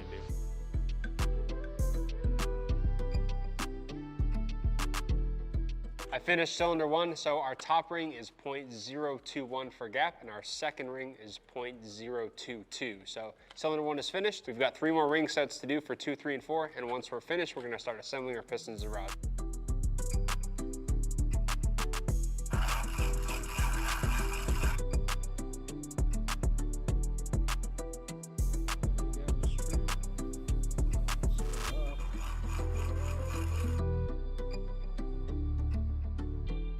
Now it's time to assemble our pistons and our connecting rods. Now, most factory piston and rod setups are all press fit, so the machine shop will really have to do it, but on a forged setup like these JE pistons, we get to do them in-house, which is really cool. So first thing first, we have a wrist pin, so this is what actually holds the connecting rod and the piston together, and we want to make sure that the bore inside of the piston is nice and smooth. We don't have any burrs or anything that's going to get this caught up. So the wrist pin does swing, and the rod swings around in the piston. We want to make sure that runs nice and smooth in there. And the same thing with our connecting rod. So we're going to check the small end bushing, and it's got some nice movement to it. It spins freely, which is good. So this actually gets held in by 2 circlips. So I have a circlip here. You can see the little groove inside the piston, and we're going to put a circlip in, and then we're going to slide the wrist pin through with the rod, and then we're going to put the other circlip in on the other side, and that's how it keeps it all retained. Now, these pistons do have an intake and an exhaust side because the intake valves are bigger on this engine than the exhaust valves are. So we're going to put the little bearing tang, which are those guys right there, on the connecting rod on the exhaust side, and now we just got to lube everything and put it together. These pistons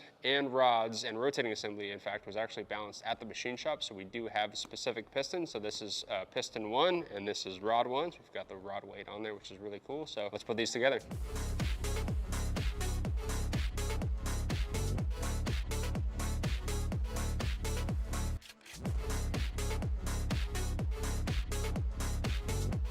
There's 1 piston and rod. And luckily the SR20 is a 4-cylinder, so we only have 3 more to do.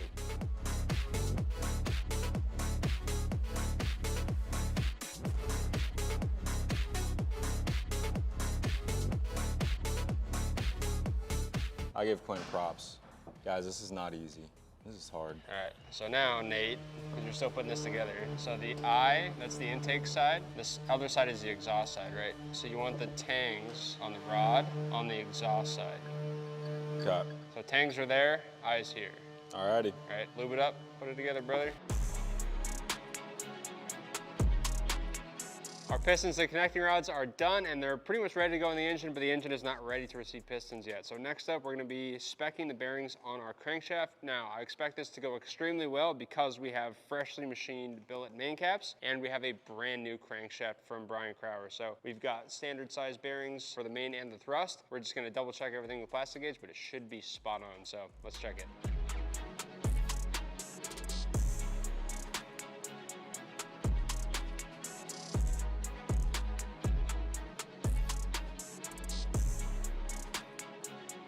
So to start, we're gonna clean off the bearings on the crankshaft because a lot of times these cranks will have oil on them for transport so they don't rust. And we want this thing bone dry to check our clearances. So SRs are kind of funky. We gotta drop the crank in and then we can put our thrust washers in. Usually I'll put the thrust washers in the block first, but I just tried that and one of them fell out, which sucks. So we gotta put it in after the crank goes in. But this crank looks freaking sick, man.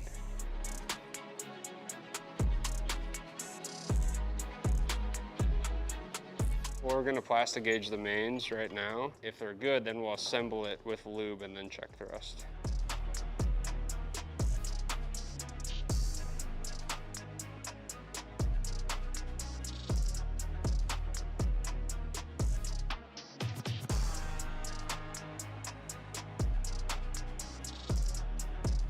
So I just got our main caps back off with our plastic gauge on, and we've got some good squish. So what plastic gauge is, for those of you who don't know, it's a little green strip like that. And when you put it on a bearing journal and you put the cap on and tighten it down and torque it, it will actually squish it. So if you notice, that's it squished, that's it not squished and brand new. So if it's got a tighter clearance, the squish will be wider. And if it's got more clearance for oil, if it's a bigger gap, the squish will be less. So that's what we're measuring for this, and there are multiple ranges. So this is green plastic gauge, there's like blue plastic gauge, and they're all for different sizes. But anyway, we've got it squished down. So this is the little piece of paper that the plastic gauge comes in, and this is your reading here. So the first green is 001, which is 1/1000th of an inch, and then the white is 0015, which is 15 10,000ths, and then the second green one down is 2000. So we're gonna put it right up against our squish here, and if we notice, it's bigger than the 2000ths mark, and if we go down, it is kind of closer to the 15 10,000ths mark, which is fine. So the bearing spec for this is pretty close to what we're at, and this reading is also super consistent for every single journal we check here, so they're all even, and this is exactly what I was looking for, and I thought we were gonna find, because this again, is a fresh block that's been machined with new main caps, and this is a brand new crankshaft, so I wouldn't expect that to be out very much at all. I'm very happy with our bearing clearance. Everything looks really good, so now we're gonna clean all the old plastic gauge off, lubricate this, and do the final assembly on it, and then we'll check our end thrust.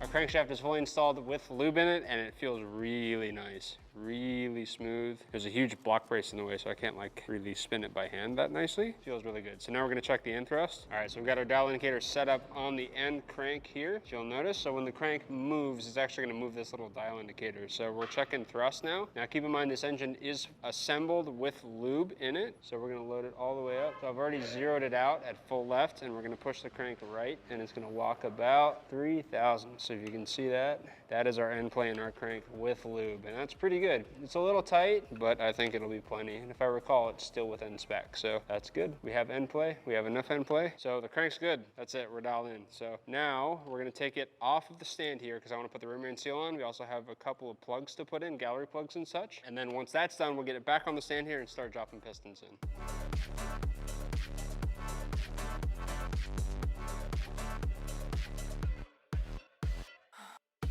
Our rear main seal housing is installed, and I've used a form in place gasket, so we gotta let it sit for like 15 minutes before we tighten it down. In the meantime, we've got a ton of gallery plugs that we need to install. All of these were pulled out for service when they cleaned the engine block. Usually gallery plugs are like press fit, but the SR has them all threaded, tapered plug, which is pretty cool. Thread sealant stick right here, we're gonna use this to seal it up. So we've got 3 on the backside here. We've got one big one here, we've got a couple over here, and then I've got a couple on this backside of the engine block. Next up, we are gonna be putting our pistons and rods inside the engine. Now to do that, we need to start by putting our piston rings onto our piston, and then we can start dropping these in the hole.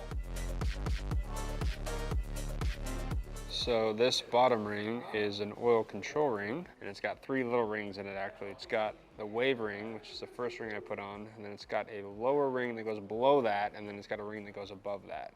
So another thing is when you're orienting rings, the piston manufacturer will actually give you a sheet telling you where the end gaps of the ring need to go. So oil expander rings, I've got one down here, which is right here. And then we need to put another one up here, higher up. So that ring gap's gonna be right about there. And then we'll walk that ring right around. Moving on to compression rings. So I actually have a little tool that's gonna help us put these on because they're nice and brittle. So we're gonna expand it and drop our ring over. Here's our top compression ring, making sure they spin nicely in their grooves, which they do. So now we're gonna reorient them correctly. This is our piston installer tool, and we gotta make sure she's nice and lubed up. So this tool is actually going to compress the rings as we slide the piston on, so they don't get caught by the block.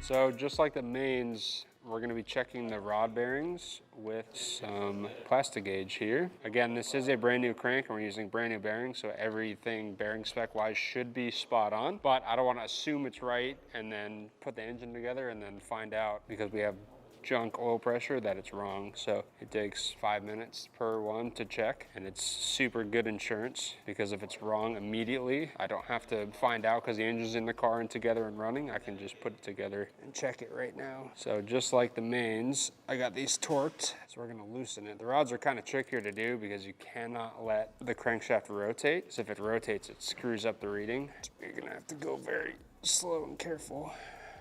And I've done that a few times where you spin the crank and then it screws everything up and then you gotta start over. It's not fun to do. All right, looks like a solid reading to me. And the number we're looking for is about 2 thousandths. That is perfect. So on the mains, we're about 15, 10 thousandths. So the mains are tighter than the rods, which is kind of what I like to run. I like running the rod bearing clearance just a little bit looser than the mains. Just seems to work really well for the engines I put together. So that's freaking perfect. So I'm happy with that. So we're gonna clean the plastic gauge off here. Then we're gonna lube the bearing and put it together, torque it, and then cylinder 1 is done.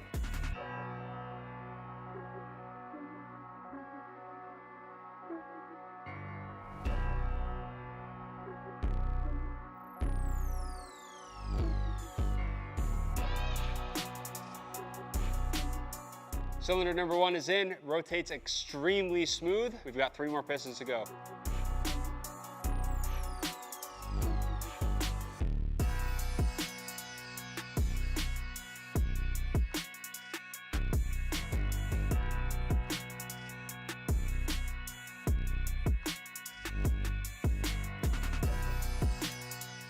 So our rod bearing for cylinder number 4 is exactly the same as it was for cylinder number 1, which is 2 thousandths. That's perfect, so let's keep going.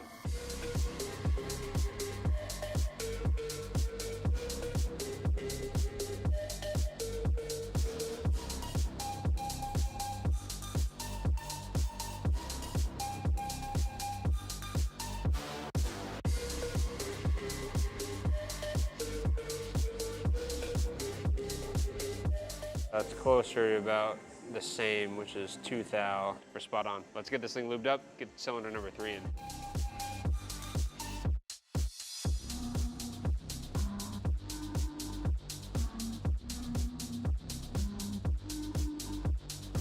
One more to go.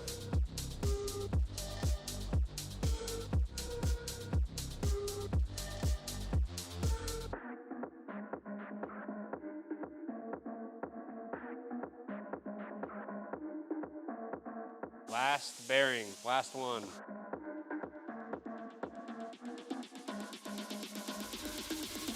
Money. Let's lube it, put it back together, then spin it.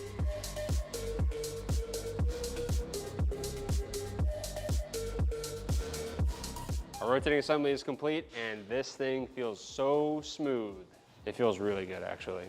Like really nice. I'm excited to get this motor in the car and running. It's gonna be really good. But look at that, dude. The gold piston's kind of nice, huh? Okay, so now the rotating assembly is completely finished, we can start dressing the engine. So we've got an oil block that needs to go on the side here. This is gonna allow us to run our relocation kit and our oil cooler. We can put our water pump on. We can start putting our timing stuff on. There's actually a port, NPT port on the side here. We're gonna install our Haltech oil pressure sensor.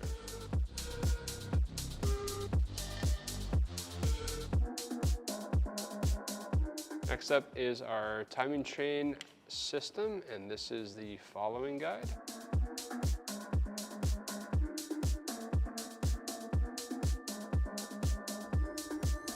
So we've got a bunch of colored links here. That's our crank one, and our 2 cam ones are up here, different colors. So our crank guy is gonna go on a little mark right there, like that.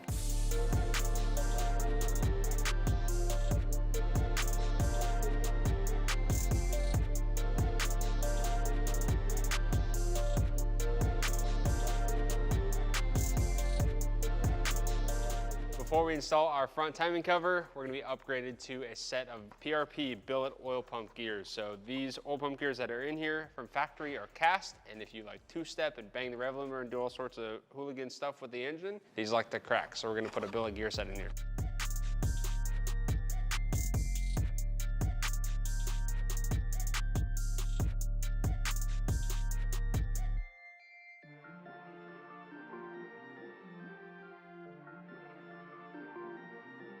If you're wondering, here is how the oil pump works, right? So the oil pump is actually spins this way. So we have our pickup, which is here. So this guy goes into the sump, and that feeds oil into this gallery here, essentially.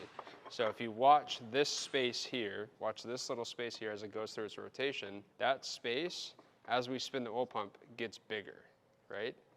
And that is what creates a vacuum that sucks the oil out of the pan into the oil pump. Now, as that cavity expands, it gets bigger and it crosses into this section here, which this is our output section. So this is actually goes through this little channel here in the case and then out into the engine block. And now it's in this section, watch the displacement of this section here. It's actually decreasing in size. So that gets pushed out through the block. Yeah. So this end, as it's spinning, increases in displacement, which sucks the oil in, and then the other side squeezes the oil and pushes it out of the oil pump. And that's what makes it pump. Let's get it back together, get it in the car.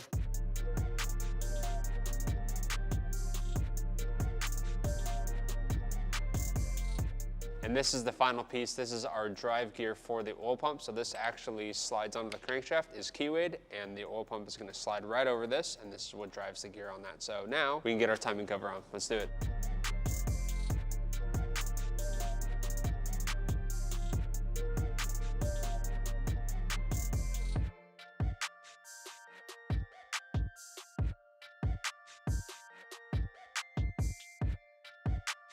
So I'm waiting for our timing cover and oil pan to dry so we can start priming the oiling system on this, but we're gonna go ahead and get our damper on because now's a good time to do that.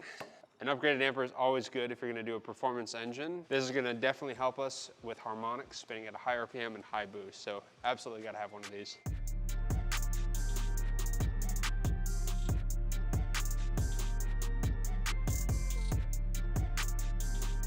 I've got our lower oil pan on, and before we put the upper oil pan on, or the little guy, we're actually gonna prime the oil pump. So I've got a Motul break-in engine oil. This is a 10W40 break-in oil, and you wanna run a break-in oil when you start running an engine for the first time. That's a brand new motor. You don't want a synthetic. So we've got this. We're gonna pour it in the pump pickup here, spin the crank, and when oil starts coming out of here, then we'll be done, and we can get our lower pan on.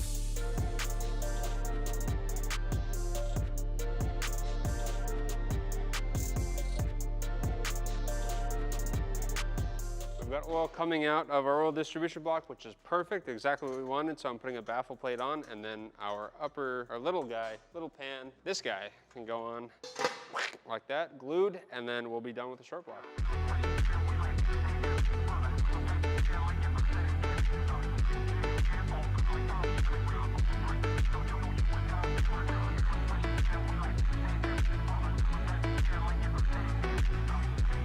Our SR20 short block is officially complete. Next up, we got to get the cylinder head on. So we're going to drop the head gasket. We got an Apex Integrations head gasket, and dropping the head on is going to be kind of interesting because we've got the chains and all this stuff kind of sticking up. So I might have Ricky help me and assist on dropping the head. From there, we've got a Mazworks head stud kit. So we're going to drop the studs in, tighten the studs down. We're going to drop our washers and our nuts on, and then we're going to torque this thing down, and then we'll be ready to start tackling our valve train.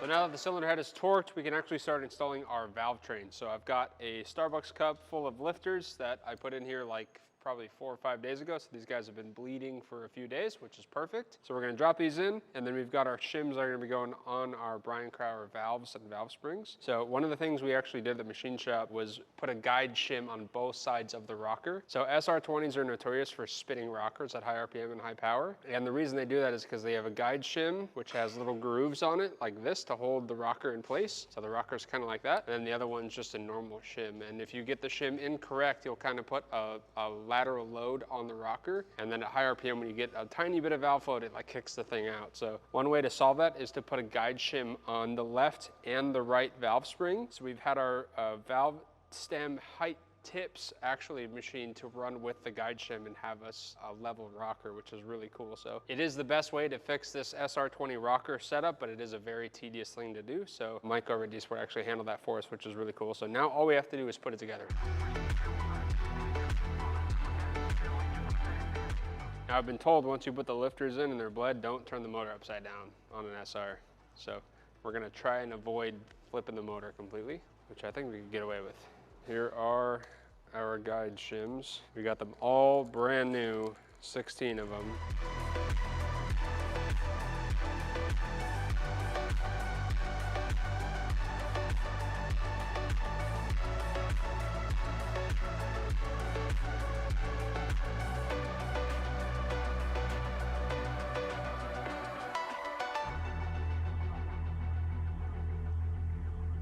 Next up, we've got our Brian Crower camshafts. These are a stage 3 272s. They're gonna sound epic and the thing's gonna make a ton of power. And what that number 272 stands for, if you don't know, is on a 4-stroke engine, you have the intake stroke, compression stroke, power, and exhaust. So you have 2 full rotations of the crankshaft, or 1 full rotation of the crankshaft is 360 degrees, 2 rotations is 720 degrees. Now, cam size specs and duration is actually measured in 720 degrees of crank rotation.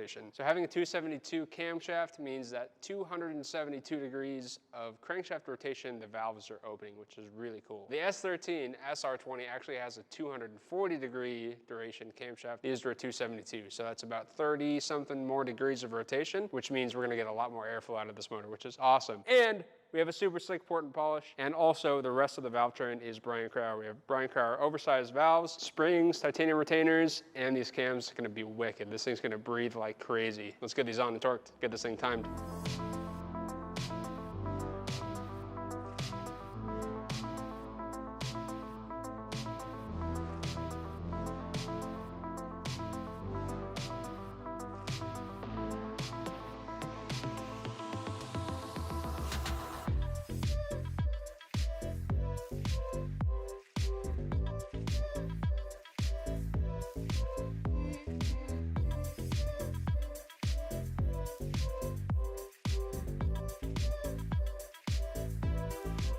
Our Brian Crower camshafts were fully installed, and now we're gonna start getting our cam gears in and getting this thing timed. However, these are adjustable cam gears, and as always, we're gonna take the hardwares out. We're gonna Loctite them, get them back in the cam gear, get them nice and tight, and get these in the motor.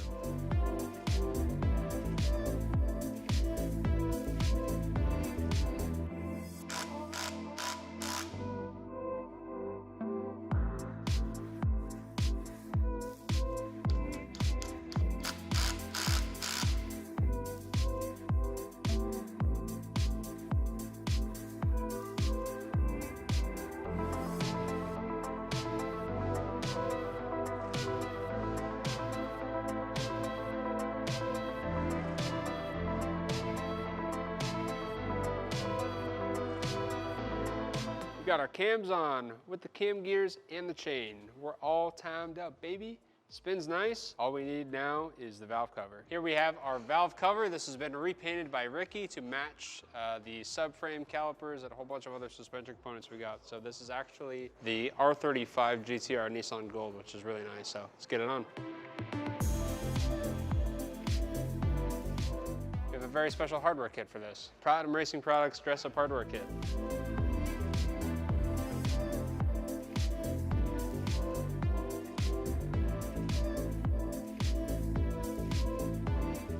Valve cover's on. We've got some cool bits on here. Everything has been converted to AN for crankcase ventilation. We have a radiant push-it fitting, which is really nice. And we're gonna be running a Platinum Racing Products R35 coil kit. I don't necessarily think we're gonna throw that on for the video, but we're gonna put our exhaust and our intake manifolds on, and we do have Platinum Racing Products titanium stud kits for the intake and the exhaust manifold, so let's get those on.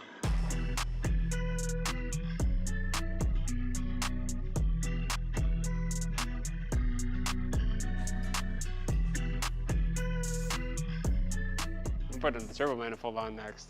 I'm excited for this.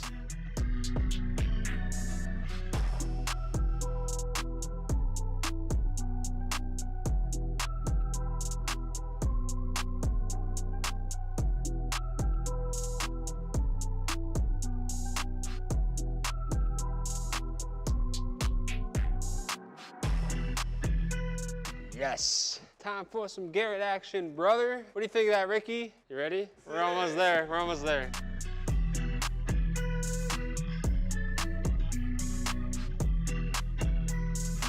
Here it is, baby.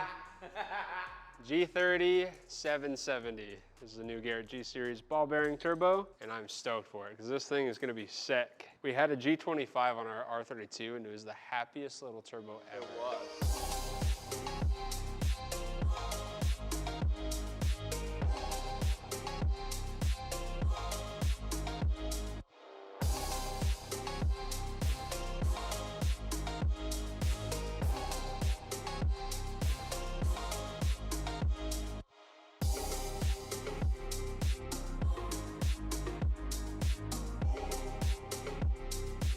It is fully forged, pistons, rods, everything. We've got a bunch of work to do on it before it makes it into the engine bay itself. We've got to oil prime it, we've got a couple more coolant fittings we need to go on, and we need to plumb all of the turbo lines, so let's get started. So first things first, we're gonna clock the center carrier on the turbo, get it oriented correctly. We're gonna make our turbo oil feed line and our drain line, and then we can start oil priming this engine.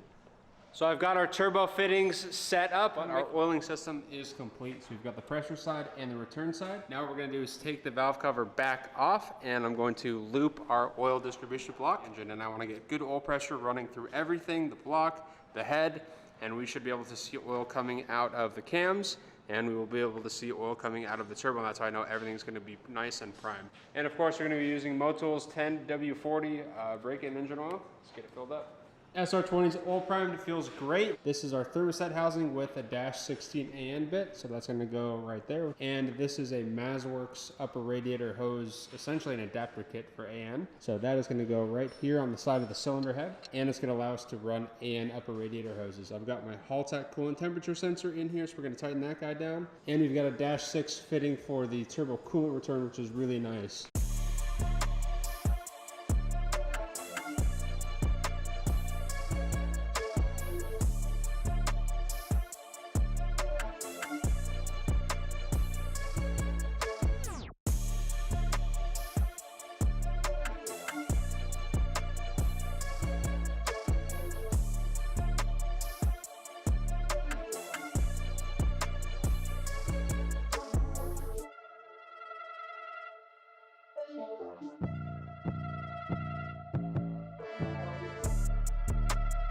Our water necks are fully installed. I also got our casts on that finally showed up, so I was able to finish up our valve cover gasket. And there's one more thing I want to get done on this engine before it goes in the car, which is get our Platinum Racing Products R35 GTR ignition coil kit on and fitted.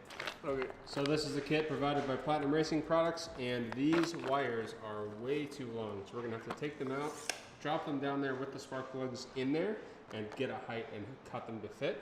And of course, we'll be running 4 Hitachi R35 Nissan GTR ignition coils, which are really potent. So let's get it on, start fitting.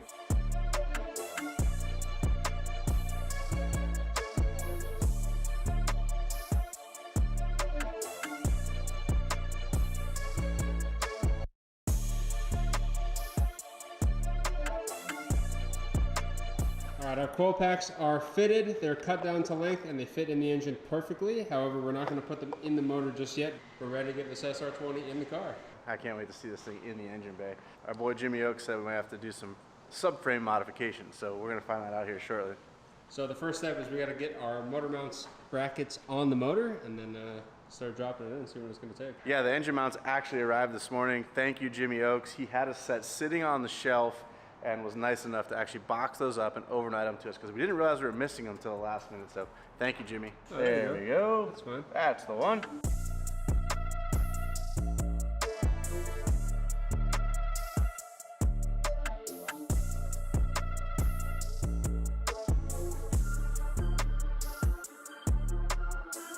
Next up, I'm gonna be working on the coolers for the 300CX, which is actually from Chase Base. We have a small one, which we are gonna be using for the power steering, and we have the big one, which we are gonna be using for engine oil. Also, I already fabricated a small little bracket. We are actually gonna be mounting these things vertical, like this. I wanna see it. Oh! Trying to see it? You trying to see it? It's gonna be like this. That one goes forward, because both of the coolers,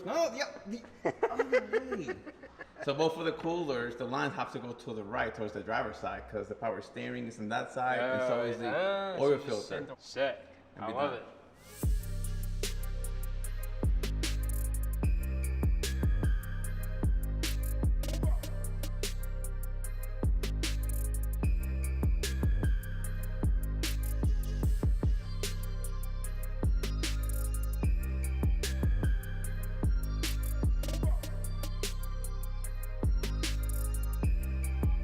It's finalized. It's actually stronger than I thought it was gonna be. I was expecting for me to build a bracket on top, but there's no need. This thing is really, really strong, and it's not gonna go anywhere. All right, let's keep going. I'm gonna be installing the brake line kit that I just had custom made by our boys at Crown Industries. See here, we have a bunch of black lines, and they're all DOT approved. These things are super, super strong, and they will not fail. So since we removed our ABS system that didn't work in the first place, we are gonna be going from the brake master cylinder straight to our calipers.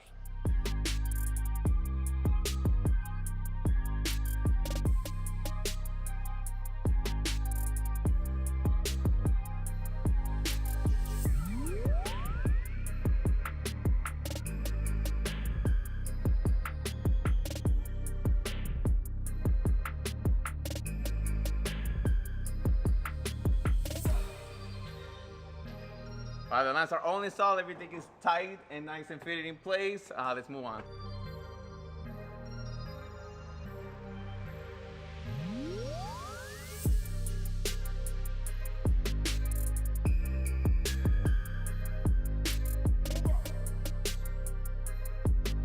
It's time to get our SR20 into our 300ZX. We've got our swap mounts bolted in. We are gonna have to modify the subframe to clear our oil pan down here. So we're gonna drop the engine in and kind of hang it and see where we're gonna have to make our cut and try and put the engine in. It's probably gonna hit, and then we're gonna bring it back out, cut the subframe where it needs to, weld it, paint it, and then put the SR20 actually in the car and get it bolted down. Let's get started. I've actually been waiting for this for a long time. It took forever to build this bad boy, and then it's finally time to put it on. It didn't take that long. Oh, I was gone for a little while, so maybe that's why. All right, let's go. Let's get it done.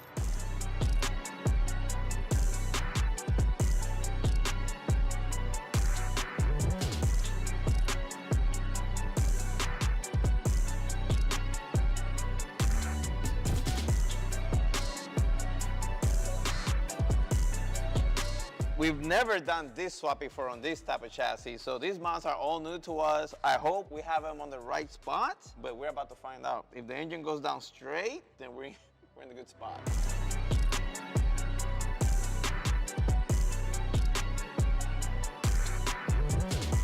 Okay, come down. So now we're already like touching the pan. Oh, are we? Yeah. Oh, I can't see that from here. Oh yeah, so we need inch and a half worth of space. So we need to cut to the back of the pan, right over there. We need to cut all that out so the pan can go down an inch and a half. Do we sneak on it, up on it, or we just like send it?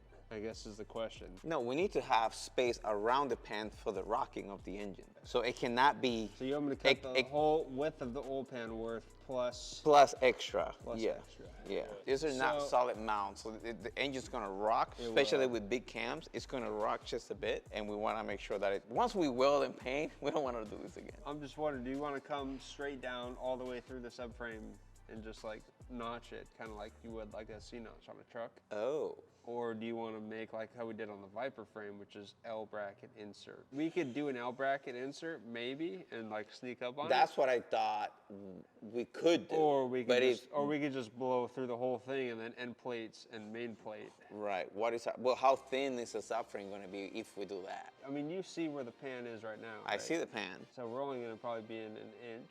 Okay, so mark the back of the pan, not the pan itself, but the subframe where the pan ends, and then we judge it after we pull the motor out. That way we have an actual view of it.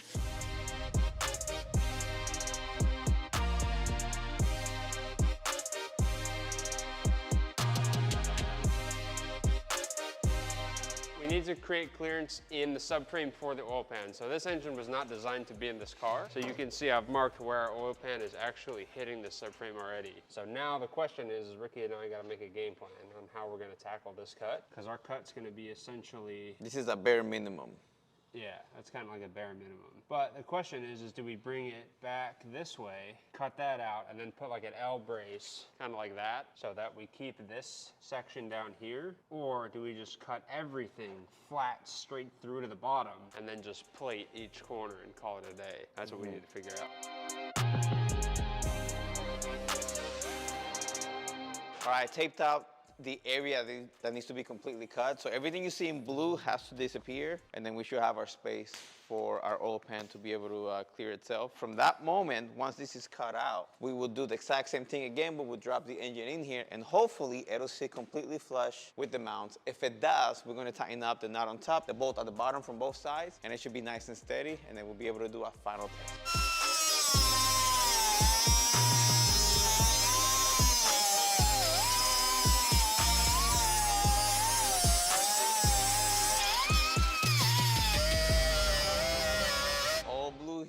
No blue there, so good cut. Now we're gonna shave that to make sure that we don't cut ourselves putting this engine in, and then we'll test it one last time.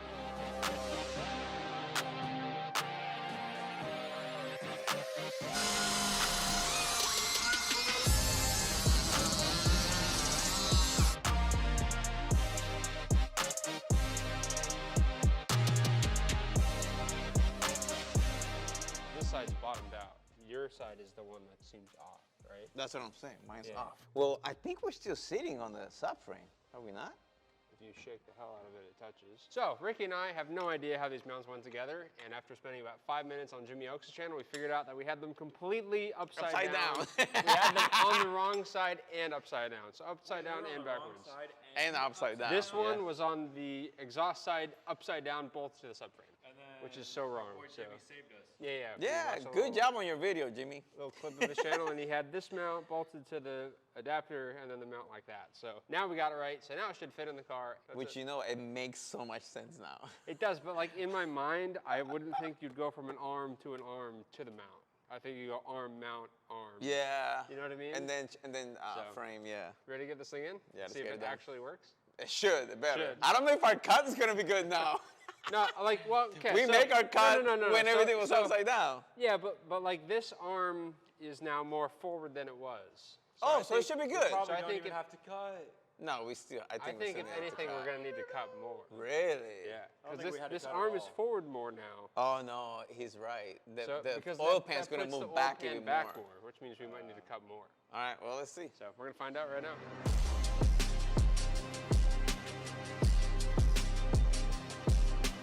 We're already there. So I'm just gonna do this. Ready? Yeah, right there. Just stop. No! Yeah. We're already there. I'm sending it. So let's just go up with it now. And, Okay. you know, you feel me? I feel you.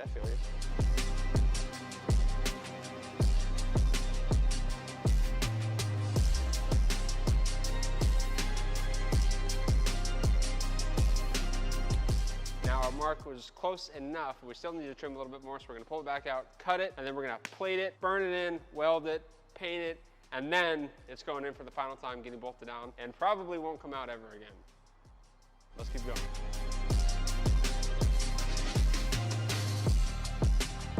Finished cutting the extra stuff I needed to cut. I even grind it all the way around so the welds can actually stick to it. Next step is gonna be me making some plates so I can box everything in. Once everything is boxed in and welded, we'll be able to paint this and actually drop the engine in for the last time. Let's get to weld, baby.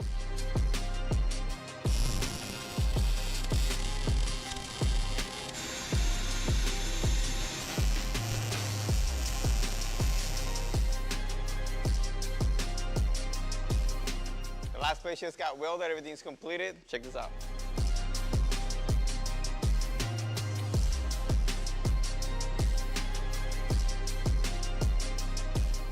I love this weld. This Lincoln Electric Power Make 210MP. It is sick. We literally just set it and we did like 10 plates. It looks okay. I mean, it makes me look good, right? It doesn't look that bad. Next up, I'm gonna be taping everything around the plate and I'm gonna be painting everything probably black so it can match the power steering rack, and then that's it. Move on to the next thing.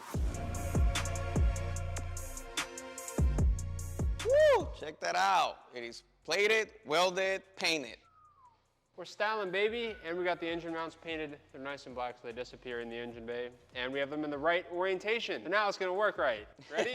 Ready to get it in, Ricky? Yeah, let's do it.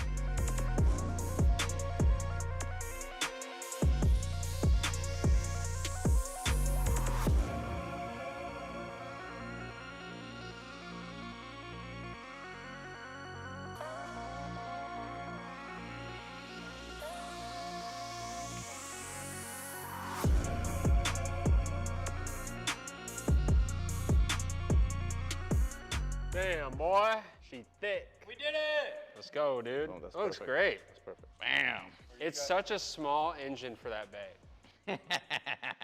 I like it a lot. That looks so cool. Look how much room we The have. turbo does not much room look we have. small at all. We have so much room over there. Perfect size. We got tons of room for fab here. Tons of room over there. We got tons of room over there. We got tons of room in front of it. We got tons of room down here. Beauty. Dude, this is a good swap. This is a great swap for this. We have a bunch of interior parts here, and I'm gonna begin with the carpet kit, so let's get to it.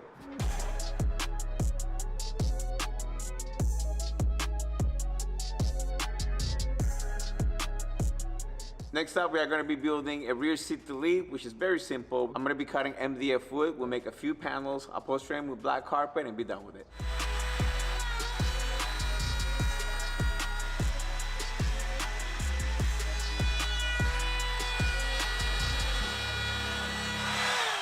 Ricky, this goes on there and keeps the dust from covering your shirt. Yeah, that's okay. It shoots it out this one port instead of everywhere. That's okay. Stop it. Get some help. I'm gonna be putting wood glue in here. I'm gonna put 4 screws through here and I'm gonna hold this in place. The tighter my screws is, the more this is gonna move. So I'm gonna adjust it in the car with wood glue and we're gonna let it sit there overnight once it has a perfect shape because wood glue dries like cement. It'll also give Mickey time to finish the panels for the trunk.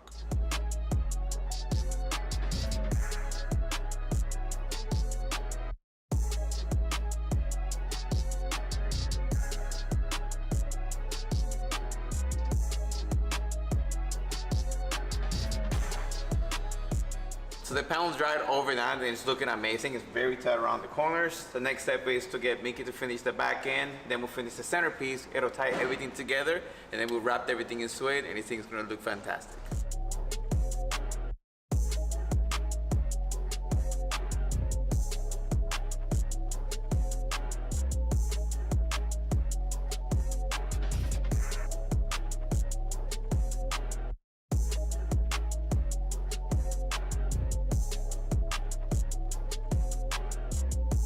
As you can see here, we have all the panels completed for the rear trunk area and the rear seat delete. Mickey ended up cutting everything you see here and ended up upholstering it with this beautiful carpet. And then in the front, for the rear seat delete, it is half carpet, half suede.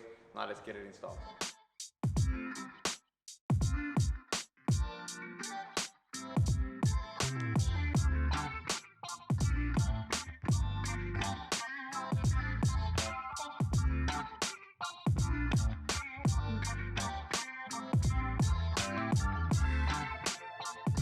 Right now I'm gonna be working on the brake pedal and the clutch pedal. As you can see, we have an automatic brake pedal because this used to be an automatic chassis, right, which is huge. And then the clutch pedal is like behind it. Not only that, but it's like not even bolted in. So because we don't have the 5-speed pedal, we're gonna cut this to make it look like if it's a 5-speed. Let's do it.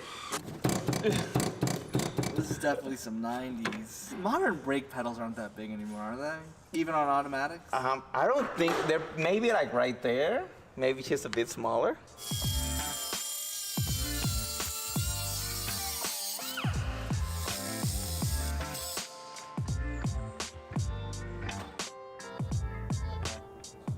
In order for me to put the clutch pedal where it goes, it needs to be held on to something, which is this, the Chase Base adapter plate to a wheel kit. So Chase Base sells this whole kit, and it comes with a reservoir and a steel braided line, which is really nice, which we use this in a lot of our cars, actually. You ready? Yeah, let's do it. Quinn's gonna give me a hand.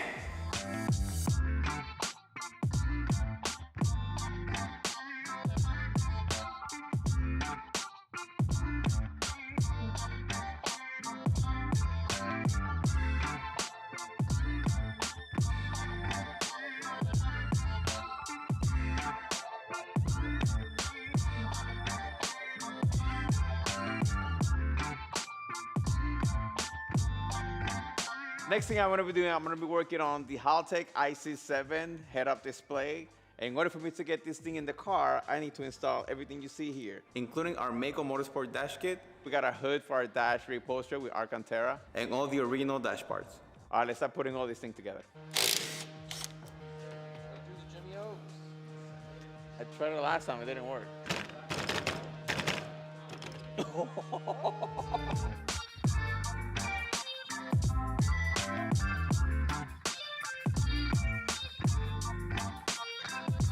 All right, as we're gonna be running the IC7 in, I think the harness should go through first. That way when I just place the IC7 in there, we don't have to start running stuff from the bottom up. We can just do it from the top down.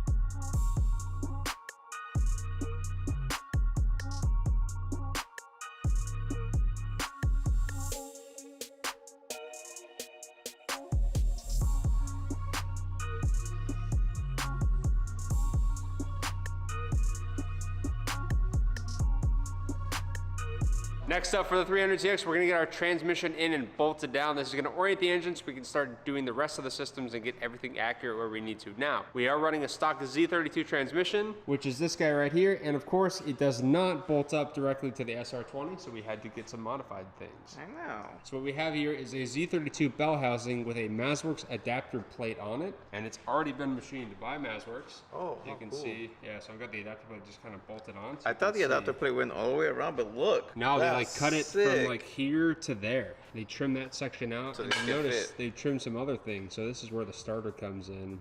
Pretty neat. So the starter comes in from the front. So the first order of business is to swap this bell housing onto this transmission, and then we can start putting our beautiful action clutch on. Let's do it, baby.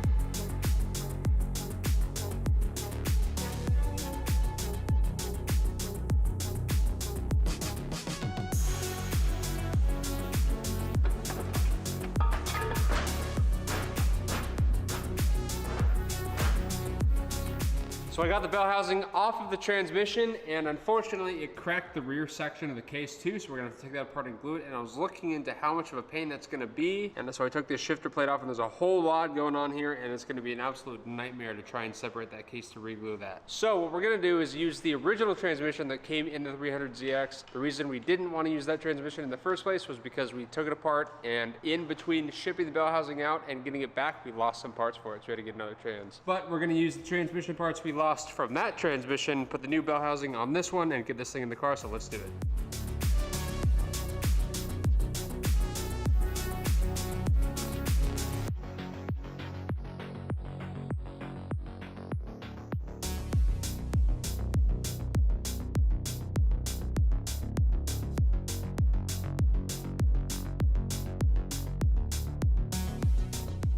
All right, now we have a transmission that is set up for an SR in the front and will work with the rest of the car, which is awesome. We essentially took two transmissions and made one working SR20 swap transmission. Now we're gonna start getting the transmission in the car, and we're gonna start with our Mazworks billet adapter plate, which is really cool. This has countersunk hardware, so we're actually gonna start off by bolting this to the block, and then we're gonna get our action clutch and flywheel on. Let's do it, baby! Get this adapter plate on. Woo!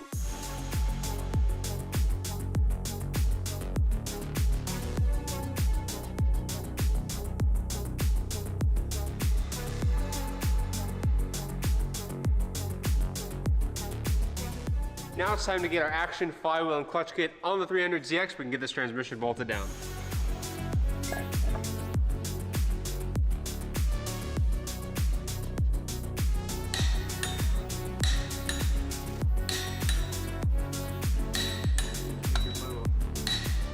Flywheel's on and it looks sick. This thing's super shiny. So let's grab us a clutch now, brother.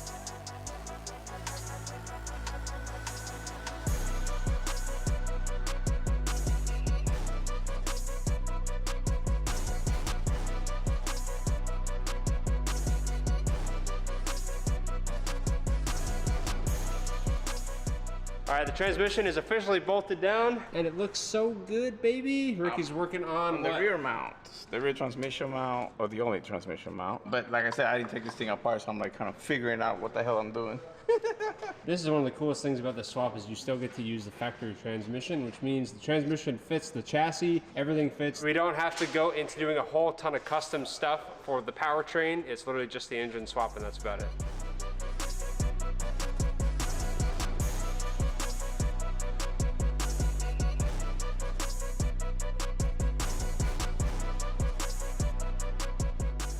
Yeah, let's go, baby. That's it. Look That's at one that. step closer. That's a big step, too. 300ZX officially has a transmission. That's sick. And a clutch. forgot to tighten this. The transmission is fully installed on the 300ZX. All right, so we have the battery here, and I'm thinking of putting it here just because there is underneath there's a big gap, so that this board will probably be like right up here. So you're only going to be able to see the top. We'll make the wires, power wires run behind, tucked under, and underneath this panel, if I can show you real quick, we have the battery brace. It's going to be attached to it right there, and from here we'll be able to bolt it. There's nothing underneath here, so we'll be able to bolt it with plates underneath to hold this thing in place. We'll bolt it down, battery will be set, and then we'll make the panel that goes over it.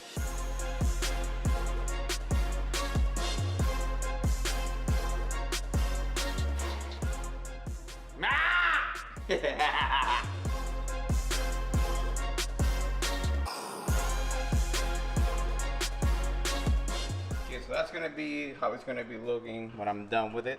The battery terminals are gonna be here. The wire's gonna be going behind, all the way down, and then from there you won't see them again until they get to the prospective location.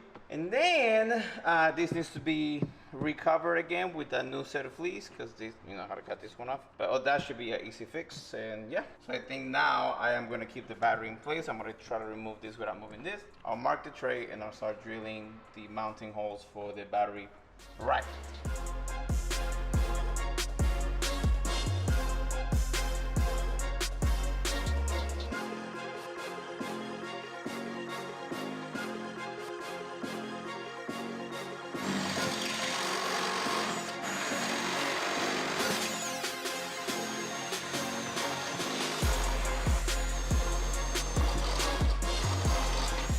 The battery bracket is completely mounted. We drilled all the holes, and Quinn actually helped me put the holes through it, and then he was at the bottom helping me holding the nuts in place when I tightened it up. But the camera stopped recording, so I don't know what happened. But we have battery, we have memory card, so it is what it is. Ooh, is battery in? Yeah, man. That's right. It's solid, dude. How's this fit? We can flip the car now, and the battery's not gonna go anywhere. You tested this thing yet? No. Did you show him this yet? Yes. I'm gonna fit it right But now. it wasn't bolted. Hey! Brand new, dude. That's freaking perfect. Here's a little bit of a gap. It wasn't a gap before, which No, means it's I solid. moved it. Just a tiny bit, but it's still No, solid. you paint the little trim thing black on the side here. Oh, you know what? No, leave that. the wrap has to go over again, so we'll be good. I left that gap on purpose. Wrap. Yeah, we'll have to wrap that one again with carpet. Let's see, this one. Boom. You got your cables coming back here. They're gonna go down. We could even use those rear side posts here. Yeah, but why have this open with nothing? I think if we put some I'm really saying- nice terminals here and have the cables go down, I think it'll look really cool. Kind of like we did on the FD. Yeah, That'd be nice. Now we gotta run wires. We are running out of time. Let me see what I can get done right now. So let's get to work.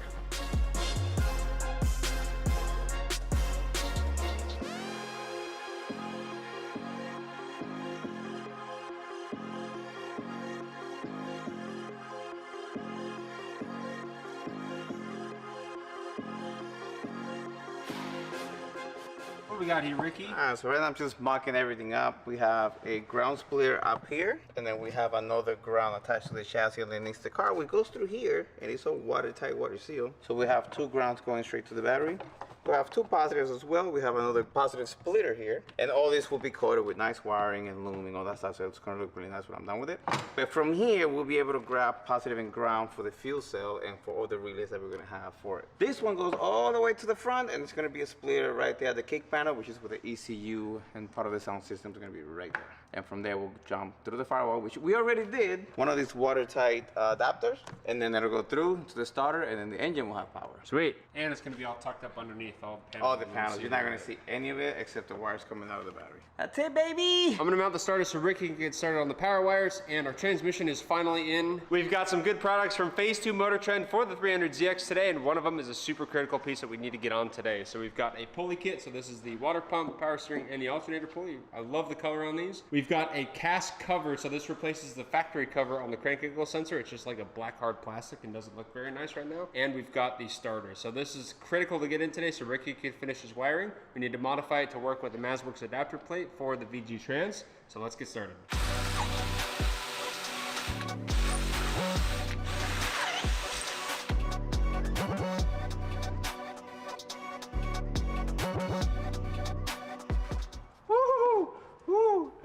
All right. How do you want to route this? Do you want to like come in towards the engine, or do you want to just like do one of those right there? The terminal I can bend, Yeah. right? So I can bend like this, like real good. So we can go like this and make like a little S. Yeah, I'm cool with that. Okay. Look at this beautiful cable, ready to go. So it's gonna go from our splitter here. So the ECU is gonna go right in that plate. So I left all this space available for it, so I should only take a little bit of a corner on the side. And from here, we're gonna go straight to the starter, and we should be good to go. Let's do it.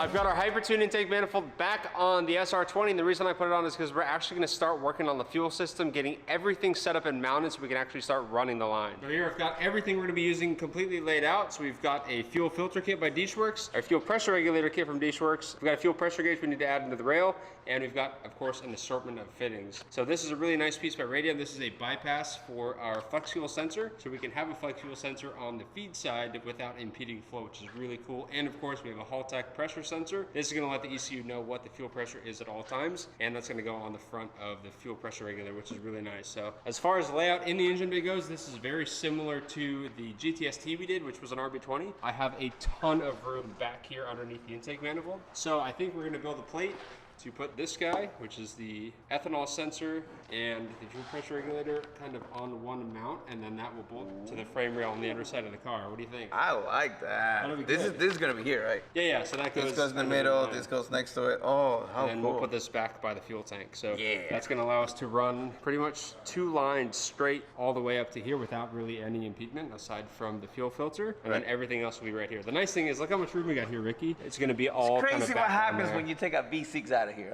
huh? Right?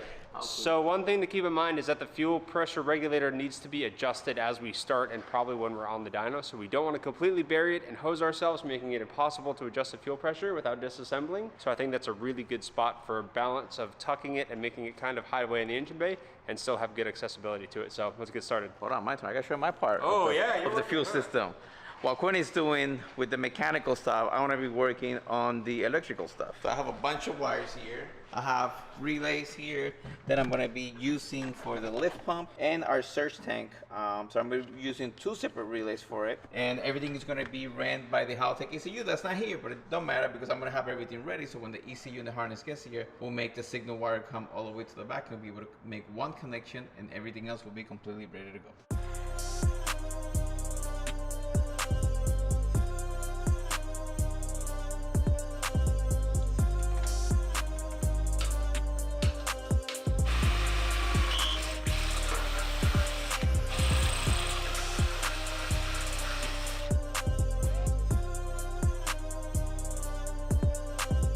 I've just finished making this plate, which bolts to the frame rail, and now I'm going to move on to this plate, which is going to hold the pressure regulator right there, and the flex fuel sensor is going to bolt to it right there. We're going to offset these 2 plates, weld it together, and then we'll have a bolt-on, bolt-off solution for the flex fuel and the fuel pressure regulator, and it's going to tuck nicely up against the rail. We can start working on lines. Let's go.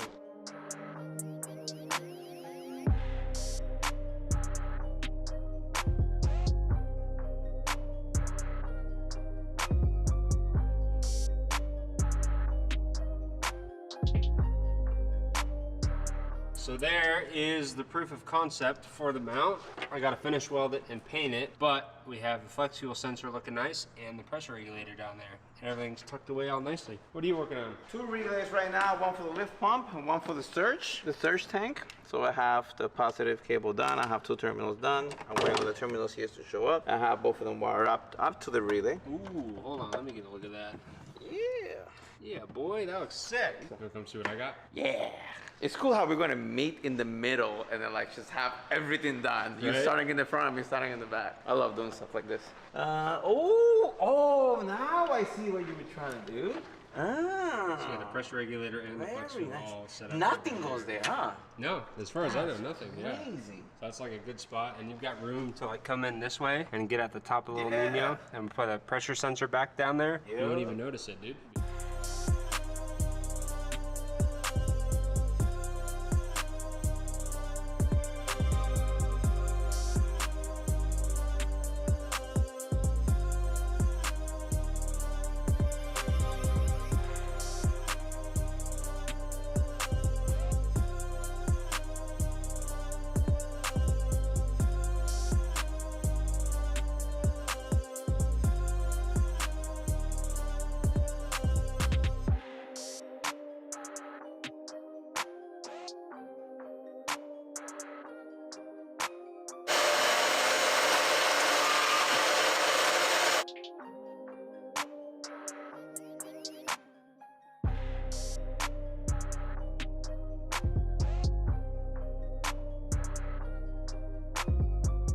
I finished as much of the fuel system as I can while the car is on the ground, so now we're gonna move into the alternator setup. So this is a Platinum Racing Products LS1 alternator conversion kit for the SR20. The factory SR alternator is about 90 amps, this one's about 150. So if we want to increase the amount of output we're using with electronics like the ECU or a stereo or an audio system or something like that that draws current, we know we're gonna have a solid alternator that's gonna work very well. So very nice kit by Platinum Racing Products. I cannot wait to see it on the SR20, but we gotta get the intake manifold back off to do it. Let's go.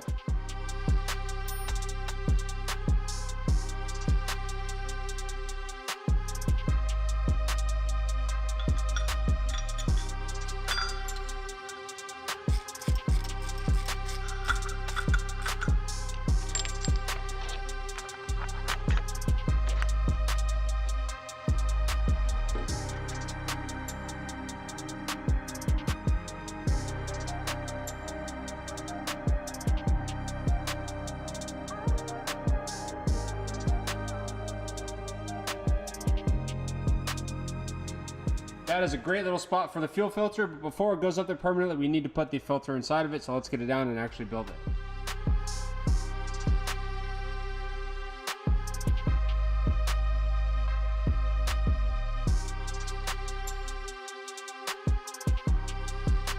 Now it's time for the big fuel line that goes from the fuel filter all the way to the flex fuel sensor. Let's do it.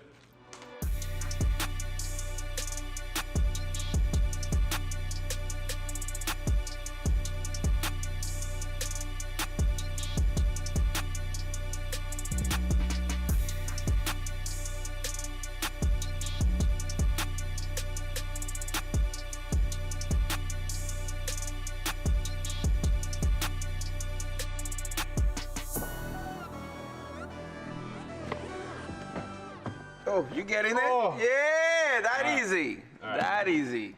So I think I'm gonna go. Oh, you're talking about your stuff? Yeah, I was I'm gonna here, put I'm all here to this. work on my stuff. I'm gonna finish this right now. Where do I go? What do you mean? Do I go like This here? is return. Wait, so you have two lines coming? Yeah. You have a 6 and an 8. 6 and 8. Yeah, exactly. So I wonder if I could like come like this and then. Come Where's the straight. filter? Here? Filter's like here-ish. So I could go. Oh, can you go I here? could go straight with the 6, and then I could go kind of this way with the 8. Yeah, I think I'll do that. That'll Yeah, be the best. let's go. Yeah! What do you got to do up here? Oh, this needs to go to us. Terminals finally showed up. We were locking up. They were like, oh, here's the terminals. I'm like, man. Wait, look at this. Look at this. Look at this. Ooh, those are battery terminals? Yeah, that's dope, huh? Whoa. Oh, look at this. Sick. One there, Those are huge. if they fit. One there. They are kind of big. They look smaller on They the are picture. huge, huh? Yeah. One there. One here. Come on, fit. Come on, fit. Something like that. And then the wires are gonna go straight down. And we'll be set, baby!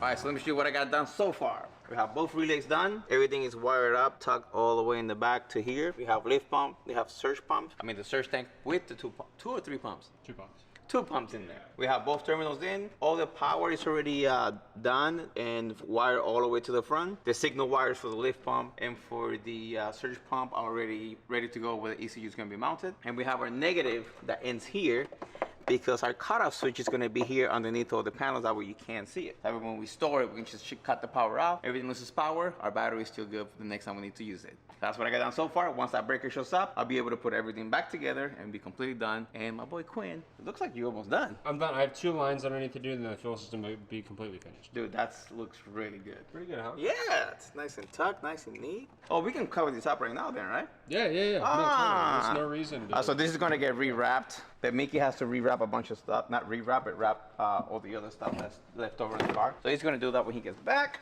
This goes here. Come on, baby. Bada bing, bada boom. Good job, man. Nice. I need to make a fuel line that goes from here to there, and then we need to make one that goes from here all the way to there, and then the fuel system will be complete.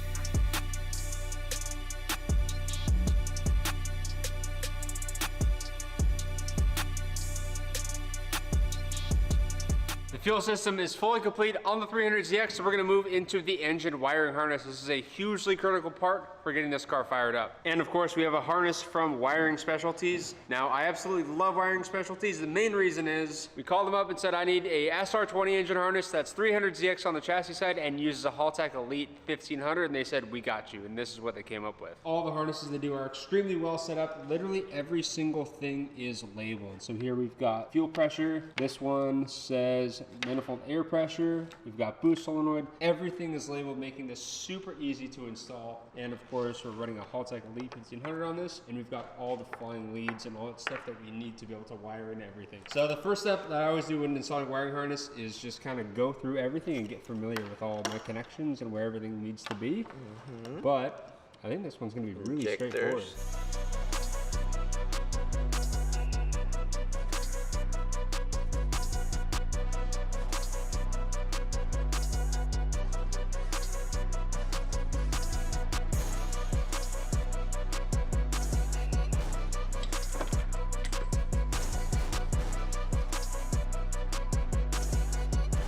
So I started the harness install off with our grounding kit. So I've got a few multi-point grounding kits on the engine. We also have the coil harness on as well, because that has a ground on the cylinder head. Now we have a couple of sensors to install. We've got a Haltech knock sensor and a Haltech manifold air pressure sensor. We're gonna get these mounted. I've got 2 heater core lines I need to run, and that will pretty much be everything where it needs to be underneath the intake manifold, so we can start actually laying the harness out. Can't wait. Well, that's one more step closer to get to this thing to fire up.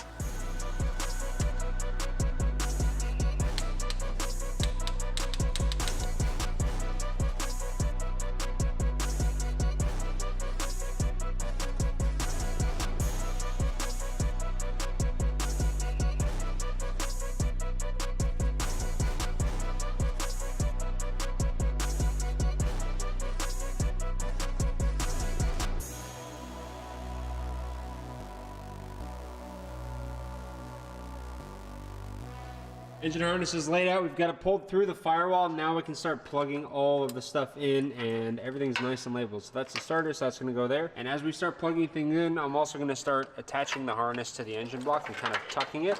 And hopefully, it looks like a mess right now, but once it's all done, it should look very nice.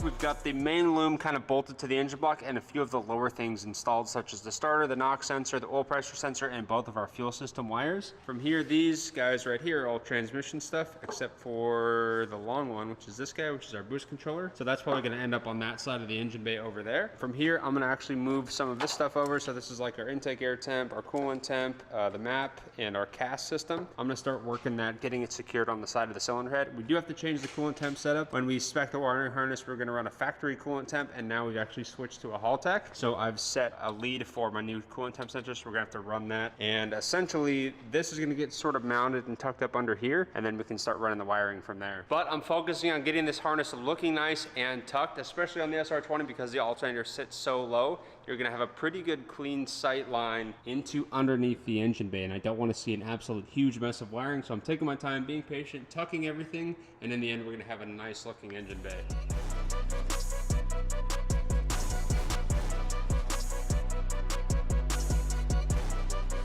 We've got one more big power cable to make and ready. Nice, let's get it on.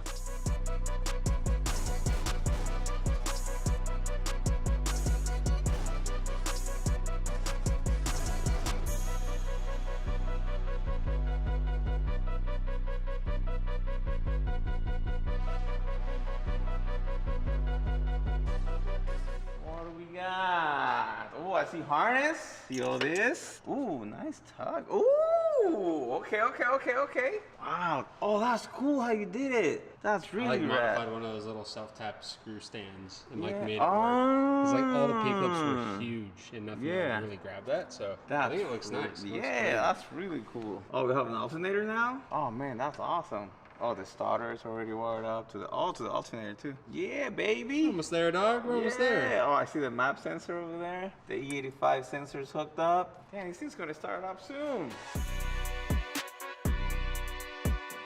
So I've got all of the wiring underneath the intake manifold completely finished, which means the intake manifold can actually go on for the final time. You have Platinum Racing Products titanium studs, which is super awesome. And we've got a lot of vacuum lines to run as well, so we're gonna knock that out.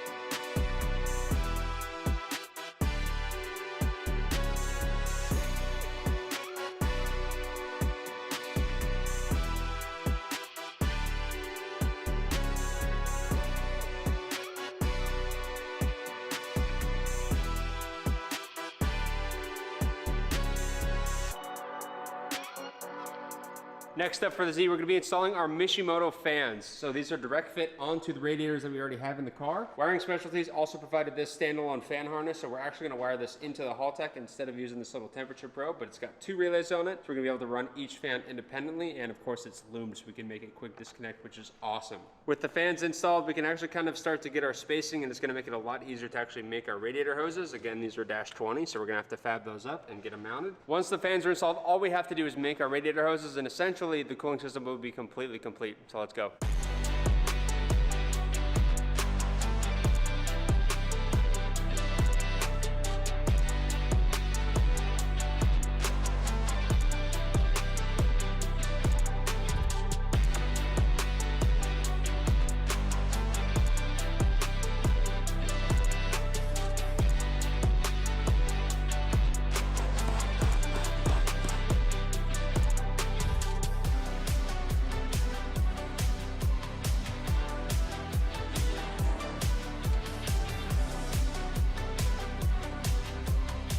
Most of the fan wiring is completed. The only thing I have left is this harness here, and we're actually gonna modify this. So this was originally set up for a thermo temp switch for a standalone management system. We're gonna take all of these wires apart because there's 6 of them. We only need 3. We need 1 ground and 2 signal wires. We're gonna run the signal wires all the way up inside the car. From there, the Haltech ECU is gonna take over and actually run a digital pulsed output to turn the fans on and off. So the ECU is gonna control everything, which is awesome. From there, we're gonna tuck all this stuff up nice so Ricky doesn't get mad.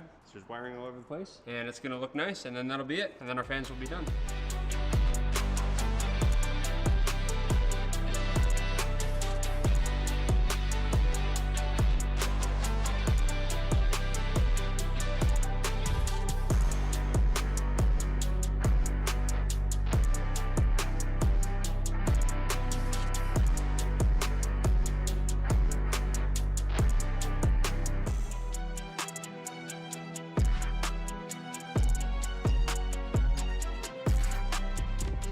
So we're getting ready to plumb our Mishimoto radiator to our MazWorks -16 adapted fittings to the block. So we've already welded on our -16 bungs to the radiator, and now we have to connect the dots.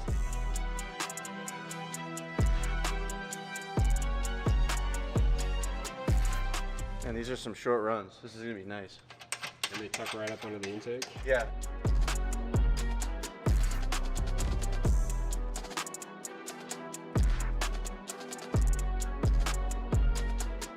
One thing we haven't done is paint the undercarriage of the 300ZX, and I think it is time to get it done because we already started putting a lot of stuff in there and we keep forgetting to get it done. So me and Quinn are gonna be removing some stuff, taping some stuff, and making it look nice for you guys.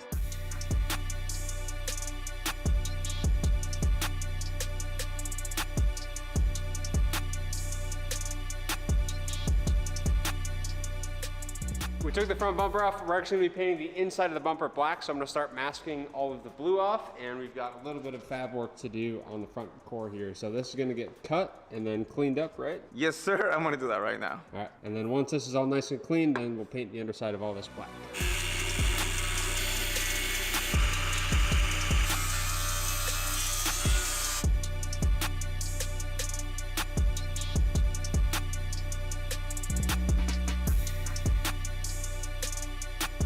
We are making excellent progress on the SR20 in our 300ZX. We've got a Garrett GVW 45 wastegate to go on. We got a Haltech boost controller to wire up and mount, and we have some fluid reservoirs from Chase Bays. Let's get started. This is our coolant overflow tank, and this is our catch can, both from Chase Bays. I'm gonna mount them right next to each other, and we're gonna tuck them right back here.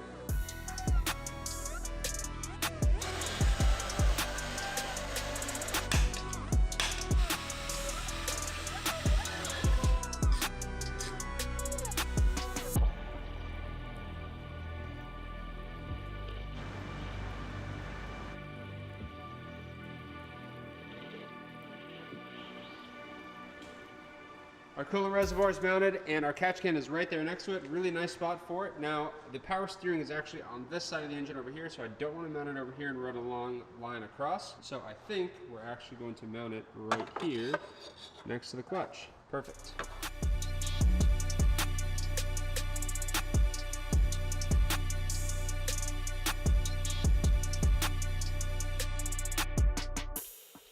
Our Chase Bay reservoirs are fully installed. Now we're gonna move into the Garrett wastegate. Let's get this thing unboxed.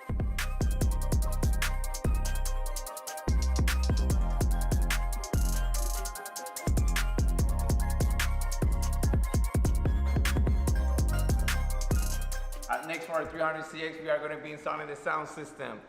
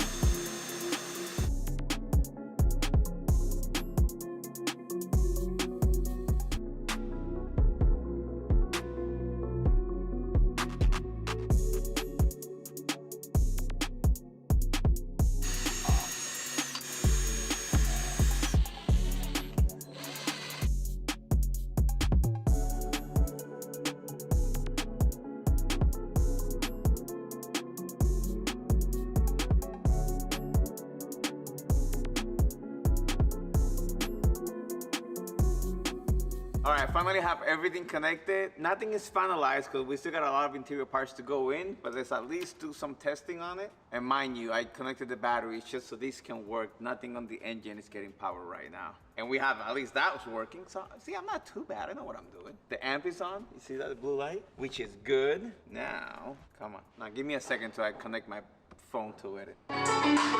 Whoa. Whoa.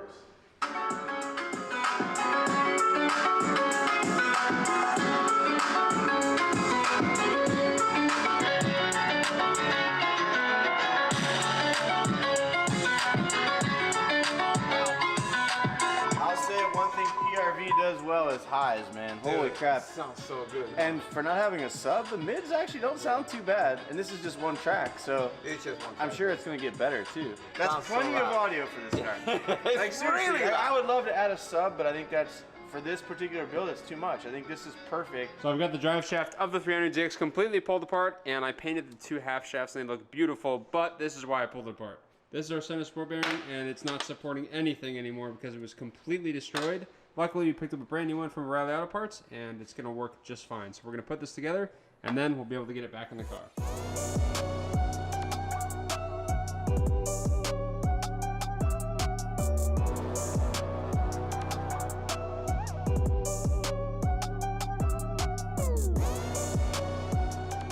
Drive shaft is done. It looks great. Now we're going to move into the shifter, and the only thing we're going to be using from the car originally is this little carrier bracket for the shifter. So we have a Mazworks short shift kit, and we have a set of OEMs. This is like the upper mount. This actually bolts on top of the trans tunnel, and we didn't know this piece existed because this thing was like so hack put together. It was just, I don't even know, they had like a piece of cloth strap like holding the back end of this up, which is not good. So we're going to clean this up, get our Mazworks short shifter on, and then hopefully put all this beautifulness into the car.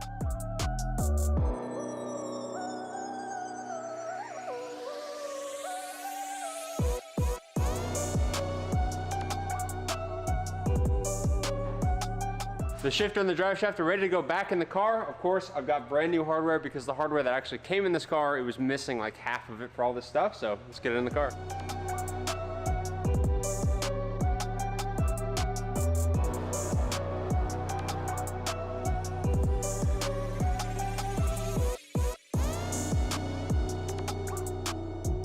Drive shaft and shifter are fully reinstalled. Now the next thing we're gonna do is put diff oil in the diff and transmission fluid in the transmission, so when you light this thing off and it actually runs, we don't spin them dry. Let's do it.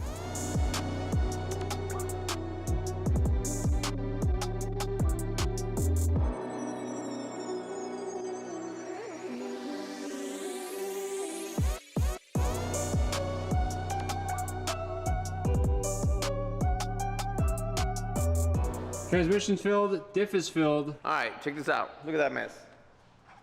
That goes in the engine bay into the firewall, and it controls headlights, taillights, brights, blah, blah, blah, horn, all that crazy stuff, right? So instead of trying to condense this whole thing in there, because now we have an ECU, so we don't need everything that's in here. Check this out. I went to throttle.com and I ordered this. A painless performance product harness kit for this thing. This is a universal wiring kit for it. Look at this beautiful thing. So it comes with all this beautiful stuff. Look at this harness, this is sick. Nah, I know it looks like a lot, but it's not. Most of this is gonna get cut off. Don't be scared. Oh, I'm not. No, I know you're not. Yeah. I'm saying to them, don't be scared. What's awesome is every wire is labeled for what it's for. Tells you where it's going. A lot of it's gonna disappear and it's gonna make everything really, really nice. So let's get to work and let's open this thing up.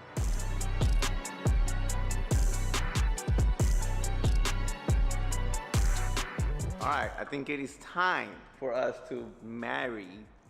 Is it marry? Marry? Conjoin? Put together the new harness with the old crappy 300ZX body. Are you ready, bro? Yeah, let's do it.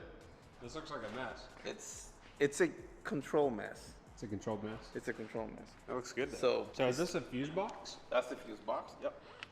Bam. Relays. Just simple. We're probably gonna use half the fuses since we took the whole harness out. Enough talking, bro. Let's somehow put this thing in here.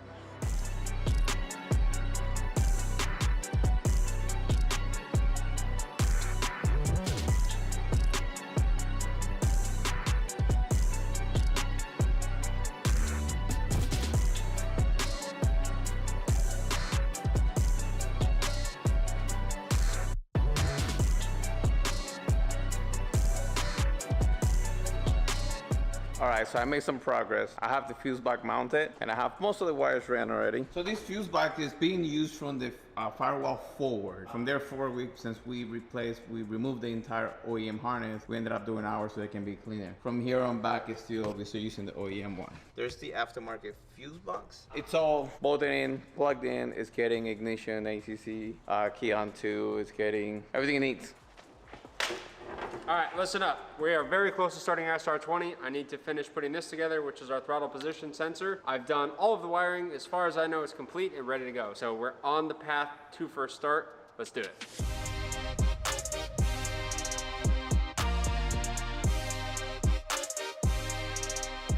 Boom. Ta-da! All right, let's bust out the ECU. All right, Ricky, there's one more thing I want to do before we put the ECU in. Which is? We're gonna put 5 gallons of fuel in. In case we plug this in and the fuel pumps run, I don't want them to die. Okay, We're running okay, the okay, bar. So okay. let's throw a fiver in the car real quick. Yeah. And then we'll open this bad boy up and get her in the car.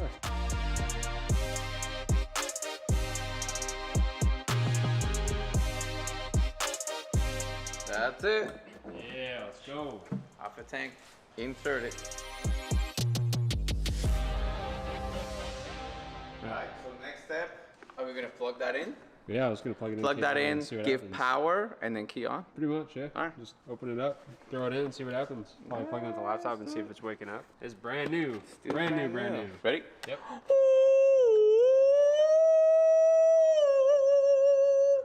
I'll take Elite 1500. Boom, boom, boom. Let's get it out. This boost controller? Nintendo? That's actually a built-in map sensor. Oh, sick. Yeah, we have a Haltech one, so we're not going to use that. But You have a Haltech one, even though the Haltech has one? yeah, Sick. Okay, makes sense. you can use two if you want. Hey! Let's go, Let's go. baby! All right, awesome.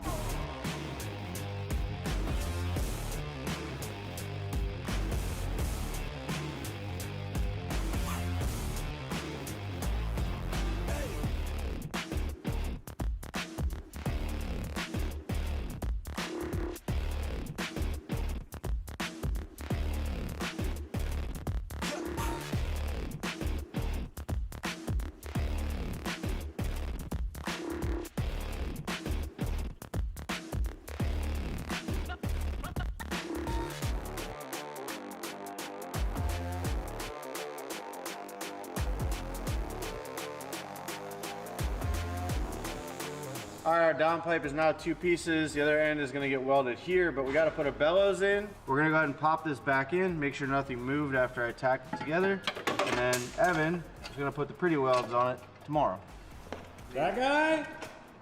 Locking in, baby! It's very important to have a bellows in the system because as the engine rocks and vibrates, you wanna make sure that this thing has a little bit of movement so your welds don't crack. So in order to get that on our downpipe, I basically took some measurements and I'm gonna cut on the outsides of this green tape that you see here. And once these cuts are made, we'll be able to insert this bellows right into the downpipe.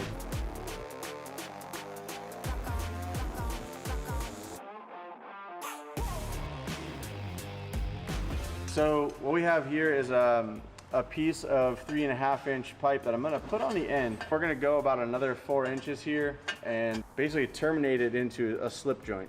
Just trying to keep this as simple as possible. These handy dandy little tack up clamps.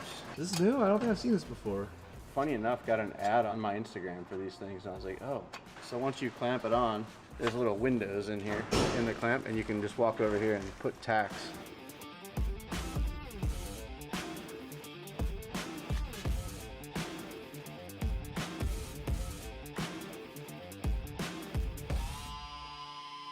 We're gonna slip this onto our downpipe and see how it fits.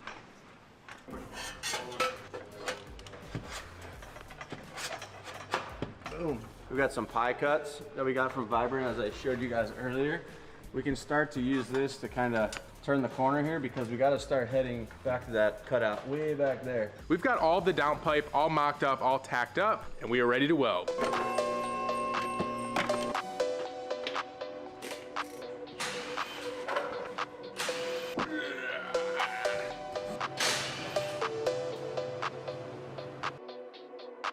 You got this mocked up? Ooh, looking good, looking good. Trying to keep it as tight above these frame rails as possible because this thing is in the weeds. So last thing I want to do is spend all this time making an exhaust with you and destroy it the first time we drive the car. At least we won't let Victor drive it. Yeah. All right. This pipe. And so what I'm gonna have to do is come out of here with an angle. Now we're at a point where we're gonna make an axle back section so that we can use our amazing Vibrant titanium muffler. We're gonna weld a Vibrant pie cut onto here. And then we'll bolt this up with the V-band and then we can start working the angle to make sure we get the exhaust just the way we want it. So the next thing we're gonna move on to is the wastegate and the dump that we need to make. Put it in here.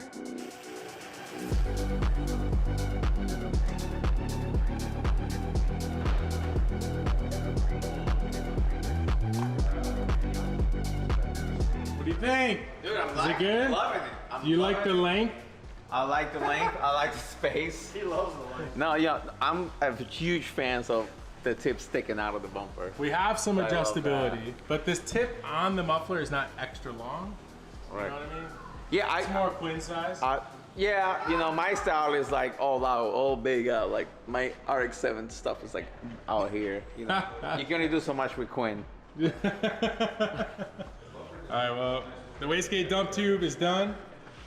So I think the next thing is I have like feet of welding to do. So we have to take this off. I have to weld all the way around. Yeah, you're gonna be at the bench for a few hours on this And one. Mickey's gonna start the intercooler piping. Yes, I am. Actually, I'm gonna bolt that on. Now comes the most fun part for me, which is to TIG weld this thing all the way around. So let's get after it. Everything for the exhaust system is now welded up and it looks pretty good. I think the next thing we're going to do is put everything back on the car, and then we have to weld the hangers on so that the muffler is in the right spot and that everything is secure and is not going to move. So let's do that.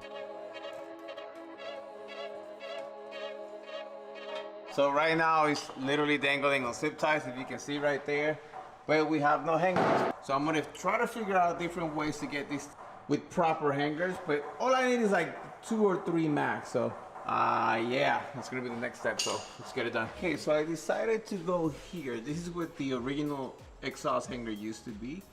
And I'm able to put the bushing there, and then I have the rod here. And I'll be able to bend it 90 degrees, make a small cut, and then place it in place, and a nice little MIG weld here to hold it in place, and that should be one of them.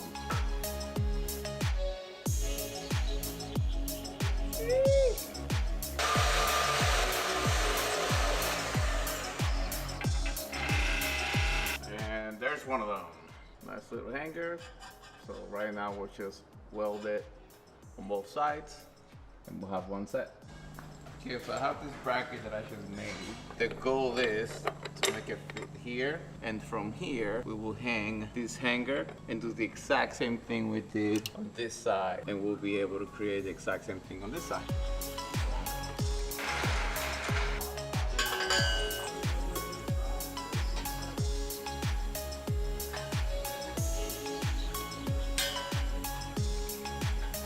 Here is number 2. Damn, I'm good. Look at that. Yeah, we're gonna make it here, and then look over here. Bam. Look at that. And then there's one more, or no? And then I'm gonna make one at the very end. Yeah.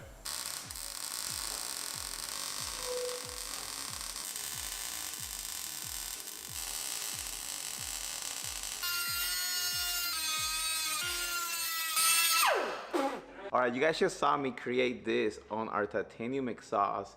And the reason for this is because this is titanium, this is stainless steel.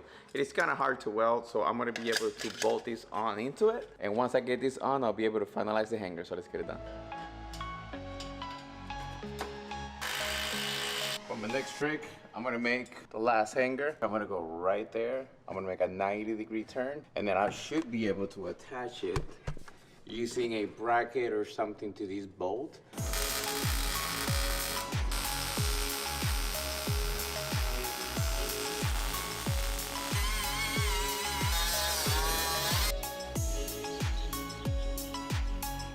All right, so this is what we have. We have a little bracket that I put at the bottom with a little fisheye, so we'll be able to hold it on the stock bracket that comes on the exhaust. Put a little washer at the end, we welded it. But I'm gonna take the tape off first, and then we'll install it for the final time.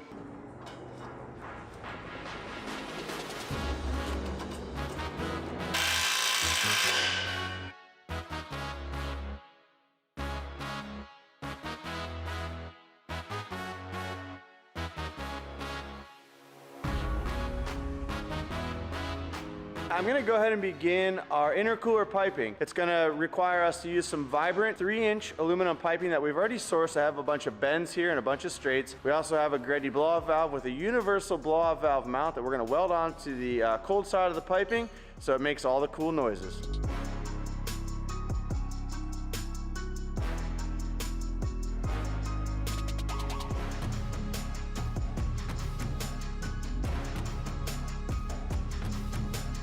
All right, I got our bends cut up right here. I got 2 of them, and this came from Vibrant like that. So what I'm doing is I'm actually reshaping it. So it's gonna go around the strut tower here.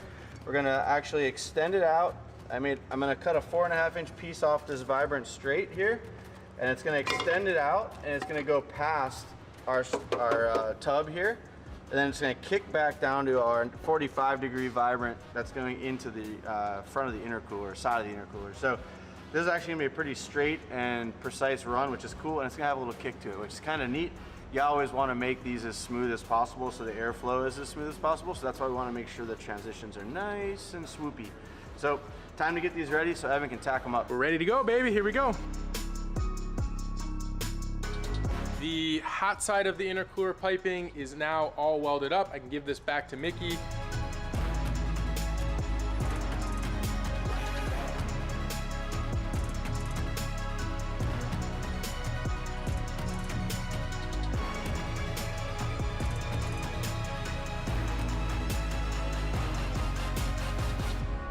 We've got the O2 sensor bung welded into the downpipe, which means we can actually install the O2 sensor. Now we're using a CAN O2 wideband kit from Haltech. This guy's gonna plug into the ECU, and we've got a little wideband controller right here. Oh, I've seen this This is before. gonna sort everything out, and then it just makes it all CAN, and then it talks to the ECU, which is perfect. So I'm gonna get our O2 sensor completely installed tight, and then we'll have a fully widebanded SR20. And we're also getting ready to do first start stuff, but we'll get into that in a minute. Let's get this done.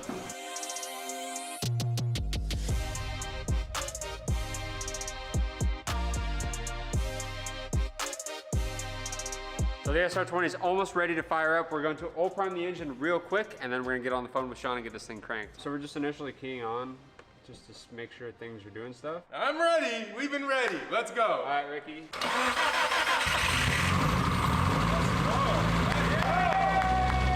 Let's go, baby.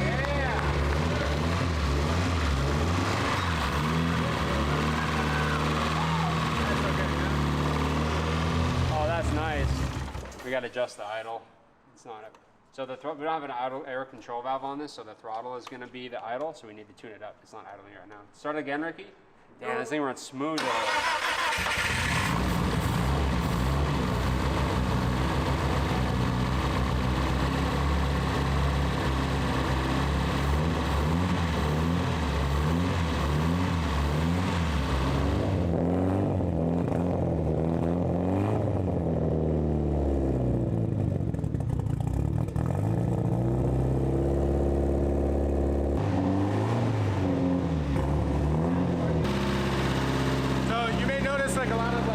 Or steam and things like that, just because everything is new, hands are dirty. There's a lot of steam coming from the exhaust section, some kind of all over, but it's nothing to be like alarmed of. We just have to let it kind of burn away.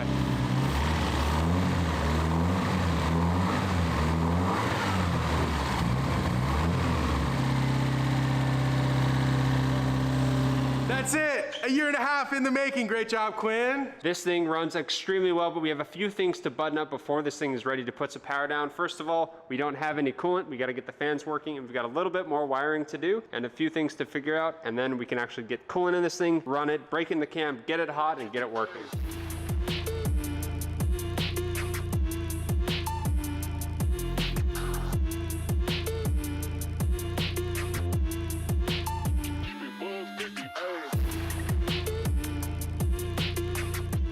I'm gonna blow some compressed air through the wastegate lines because I just finished them and I wanna make sure that it actually works before we go to the dyno.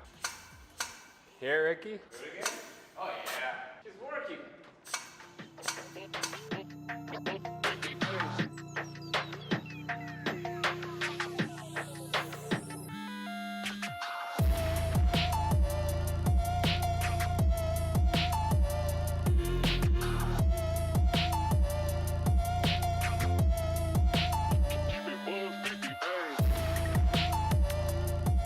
The turbo on the SR20 is almost completely buttoned up. The last piece we have is a Funk Motorsport turbo blanket. This is gonna keep all of the heat inside of the turbo, which means you have more energy in the turbo and it will keep everything around it cooler. So it'll keep the valve cover cooler, it'll keep all the wastegate lines cooler, and that helps it not melt, which is exactly what we want. Let's get it on.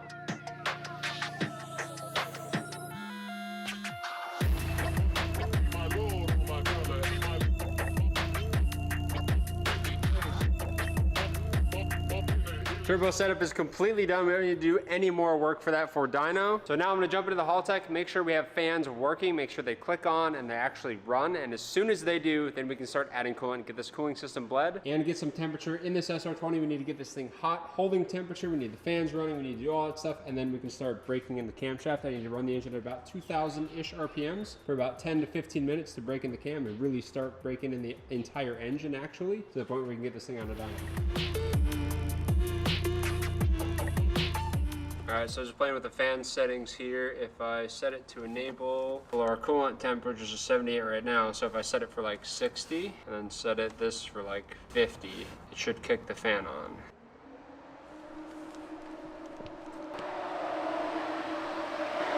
Alright, so that fan's working, so we have to do that for the other fan, and then we'll set it for an actual coolant temperature, and then we'll start adding coolant, baby! Hey, finally we got fans, bro! So that should be our passenger side fan now, which it is.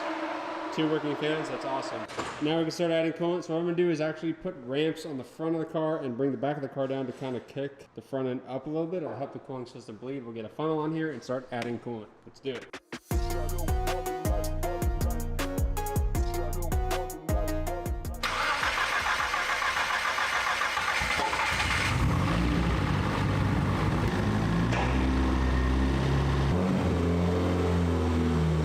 SR20 is running really well. We're just letting the cooling system bleed and it's like chucking bubbles out.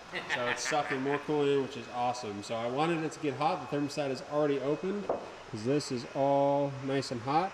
And we're gonna let it drink as much coolant as it possibly can. And we'll come in Monday morning and this level will probably have dropped a significant amount, which is awesome. And then we'll put the radiator cap on and see if she'll hold temp. Should be good, man. So this is a little 3D printed throttle body like spacer kick plate that kind of gives it a kick down. It's not enough, so we're gonna make one here in house. Once that's done, we're gonna finish our intercooler piping. We've got a couple tiny small things to finish up on the SR20, and then this thing's ready for dyno. So I've got a plate here. Mickey was actually already getting started on this, so this plate is pretty much the same flange setup as that. So I've got another one here drawn out in Sharpie, so we're gonna cut this out. I've got a hole saw that is literally the same size as that. We're gonna blast a hole, and we'll have 4 mounting holes there, and then we'll have both of these plates done. And then we'll find some little turned down aluminum and make it happen, baby. Let's do it. Yeah.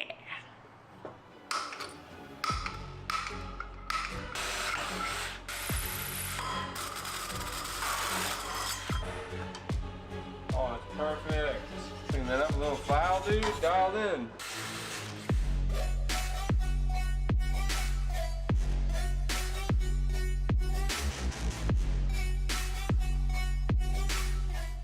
Got my flanges done. This is the throttle body side. This is the intake manifold side. Now, essentially, this is kind of what we're gonna make, except this is like way too much pipe for that. So we're gonna cut this down, probably like here-ish to start, and then we're gonna kind of put it on the car and see what kind of an angle. Like, I don't know if we need that much of an angle, or if we need like that much of an angle, but how much clearance we need to get this throttle body down away from the hood. Let's do it.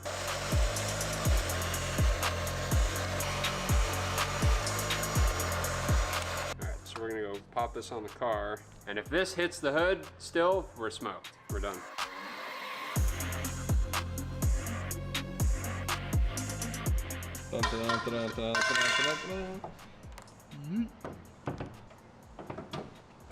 Looks clear to me. I can't see it with the hood shut. Bro. You trying to see the That's a future mirror. with that That's or a mirror what? right there. Golly. I don't think it's hitting. I checked it with a mirror. It's kind of hard to see in there, so what we're gonna do is put some grease on here, and if you shut the hood and it's touching, the grease will be up here on the hood. All right, send it. Oh, just kidding. Imagine. All right, moment of truth. Ready? Boom.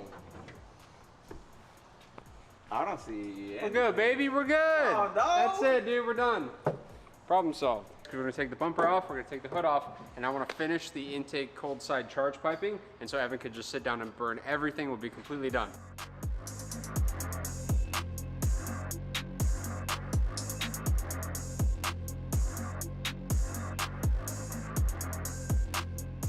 This is a 45-degree coupler. So what I'm gonna try and do is make a pipe that goes from this coupler to this coupler. So I've got a Vibrant 45, and it is literally almost perfect. I just need to extend it by about 4 inches. That'll go right in there, and then we'll be done. We need to add a blow-off valve flange too.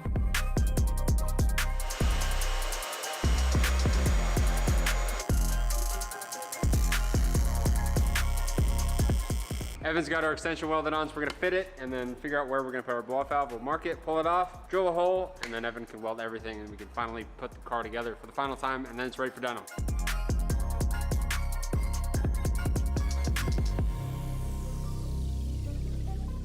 It's money right there, cuz. We got space on all this. That was the Too Fast, Too Furious reference. All right, let's redo that. Forget about it, cuz. That's what he says. Forget about it, cuz. Whatever, it was terrible. His line was terrible. Anyways, we got it, we're dialed in. We've got space on all 4 sides. It's not hitting anything, and we're in the intercooler and the throttle body. Look at that line, holy shit. What the? Make some holes, brother. Make some holes. Boom!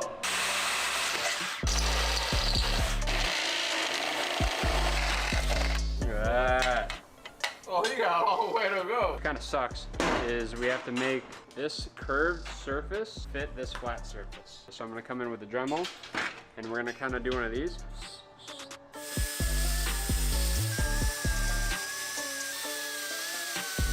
That's proper. Well, through the camera it looks proper. I see it with my eyes. Oh, that's.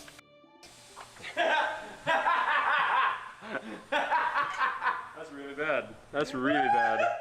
That was phase 1. That was round 1.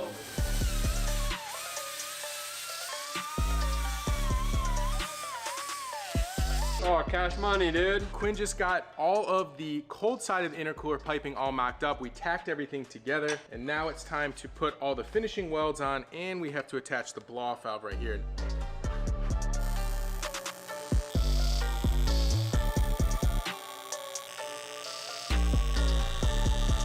All right, brother, this is done. Woo, it's a little toasty. So now it's time to make our throttle body spacer, essentially, to clear the hood. We're gonna do our best to make this look as good as possible.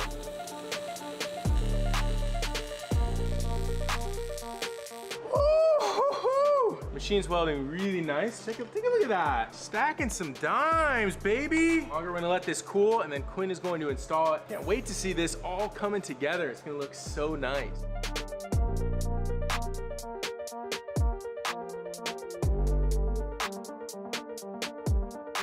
This is the final piece to the SR20 setup that's gonna let us get this thing on the dyno. I'm so excited. We have an SR20 that's running. It looks beautiful. Minus this dent. That's every dent right there. But this is it. We're gonna throw this on, get our couplers on, get our blow-off valve on, and then we gotta attach the throttle cable, which is right here. And then we're ready for dyno. Baby, let's go! Let's go, you ready? You are not gonna ignore that. What? No, that's why I said it. That's why I pointed it out, because people are gonna talk about it. I'm talking about Who did it, Ricky? Who did it? That's an Evan dent, brother. That's an Evan dent right there. That was not me. He hit it in the floor? No, that's a vice mark. Put it in the vise. Evan! I'm not making another one. That was not fun to make. I'm not making another one. It's living there. The dent stays. This is going in.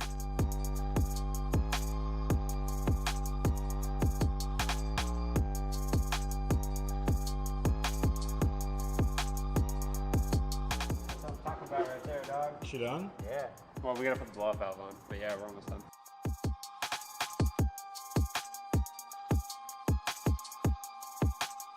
Before we can drive this, we need to have a working clutch. So this is a brand new slave cylinder. We've got a Chase Bays stainless steel clutch line. Let's get them on.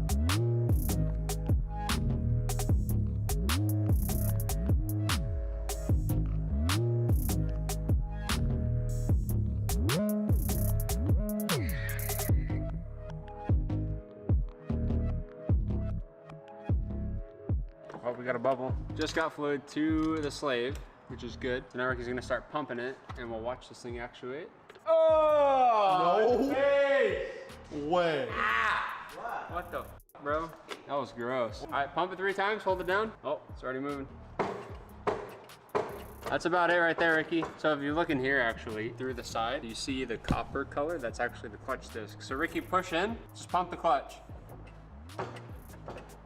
See it come back. So Ricky, hold it down. Here we go, baby. That's how, yep. So now he's gonna clutch in, clutch out. We got a working clutch, brother, let's go. We're good, Ricky. Finally! The seats are here for the 300CX, and we have some brand new stuff for you guys to see. We got Sparco Cereal, GT Neros that I haven't even seen myself. So I can't wait to open this thing up, show you guys, and get them installed on the car, so let's get it done. We're gonna do a little something different today, folks. What are we doing? We're gonna do a little challenge. I call this the seat time challenge. The seat time challenge. Yeah, we're gonna see who can unbox fastest. 3, 2, 1, go. No way! I have a strap!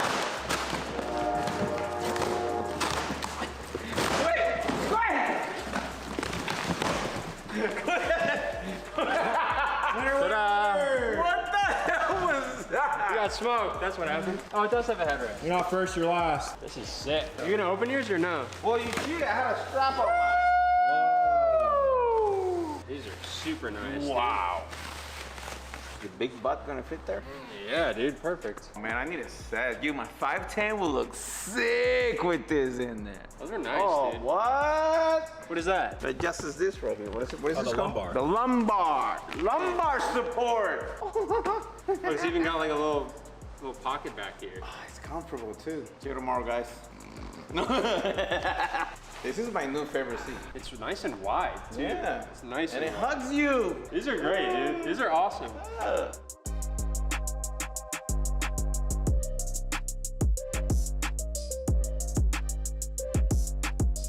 One of the first things we gotta do to make custom seat brackets, so we'll do a bar from there to here, from there to here, and then once the sliders get here, we'll be able to put the slider on top, drill a hole so it can slide nice and straight, and then the seat will go on top of that.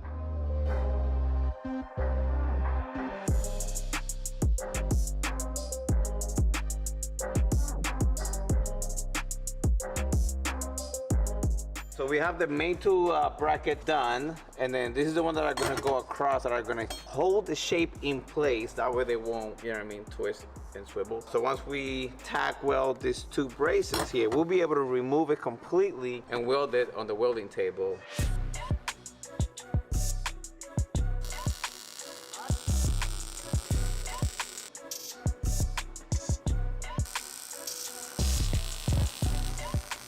Today's little welding tip is gonna be very simple, and it's gonna go a long way as well, which is safety. Make sure you guys have proper welding gloves, welding jackets, safety glasses, everybody forgets this, and a nice, good helmet before you start welding. And trust me, it could save you. All right, we have the bracket. It's completely done, other than paint. So we're gonna take it outside right now. We're gonna give it a nice coat of paint.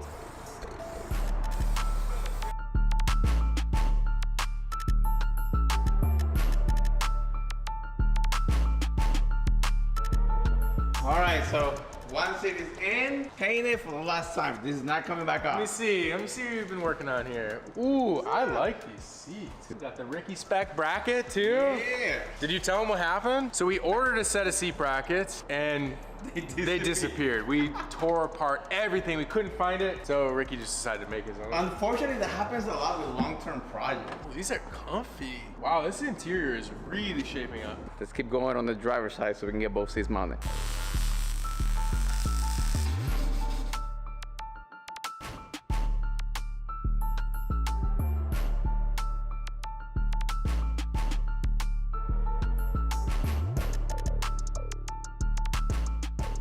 Test them out for the first time. Ready? This is what counts right here. Smooth as this. How do the seats feel? They're comfy, man. I think I'm gonna buy them for my personal cars. You wanna try them out? These are great, dude. They're And awesome. reclinable. Yeah, baby, come on. Look at your lumbar support. Feel it? Yeah, totally. I really like these seats. But like 90s, But like 90s, right? Money. Perfect. And I love the style of it. The look of it, how square it is.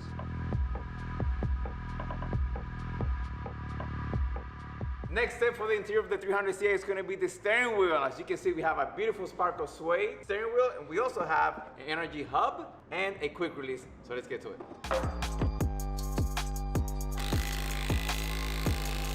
Torque to spec, and I will get the bottom part of the quick release from energy as well.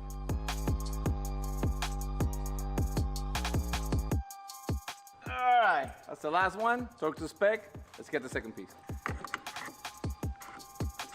Find it. There you go.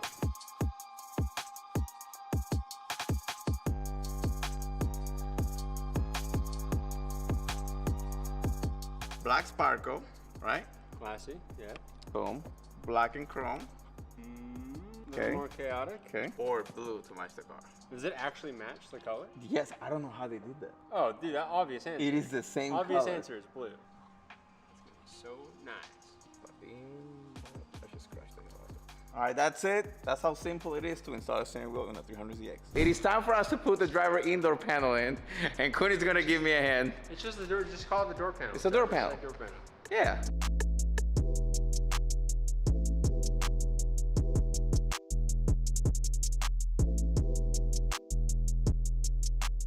All right, we have the door panel done, which is this. The e-brake boot, it is red and black, which doesn't match. But look what we have here. We have black leather with blue stitching, and we have the same thing for the shift boot. I'm gonna take all this thing apart again, which I already put together. And then I'm gonna be installing both boots, and this thing is gonna look amazing.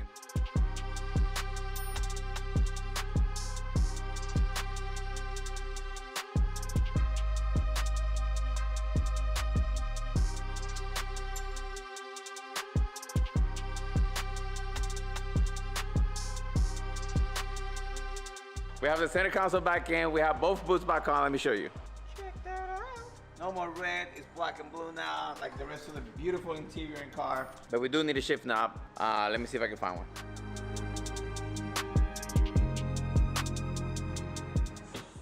So you can see everything inside. It's pretty much almost done. The only thing left to do is that door and that corner over there.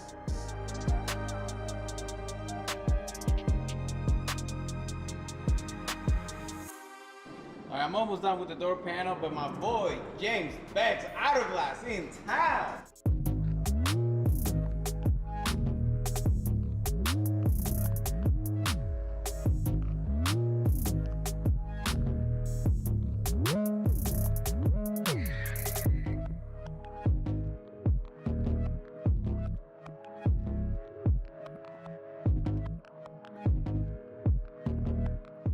Today is a very exciting day because today we're gonna try and move the 300ZX for the first time under its own power. Everything is shaping up absolutely perfect. Ricky's got our interior pretty much dialed in. The engine is working correctly. All of my pressures look good. Everything's holding temp. Everything is doing what it needs to do. We have one thing left to do, which is adjust the clutch pedal, and then we're gonna go try and drive it. Quinn, this might be the last time you are under the dash of this car. You know what? I don't believe that. He says no. Tallest guy here, he's always under the car. All right, our clutch is adjusted. I just topped this off, which is our coolant reservoir. Let's try and drive it. Let's see what happens.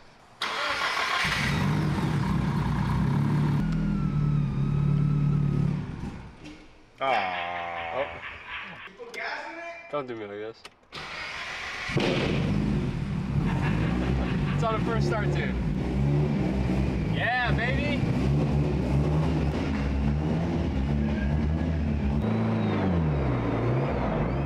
No way this thing's actually running under its own power right now. Woohoo! Yes, let's go, dude. Hey, you can see the SR from up there?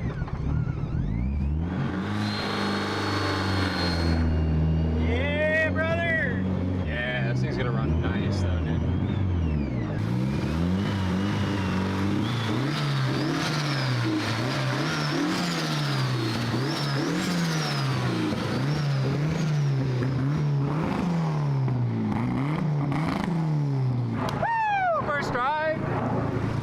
Running great, dude. Look at this thing. I gotta make it look good. I gotta make it look good. And there's so much space in the engine bay still. Like, still. It runs, drives, it's ready for dyno. Like, look at this, dude. You can touch the ground. You literally touch the ground from like any point. You cannot touch the ground when there's a VQ or V. What comes in this? VG. VG30. Yeah. She's ready for dyno, dude. She's gorgeous, bro. Yeah.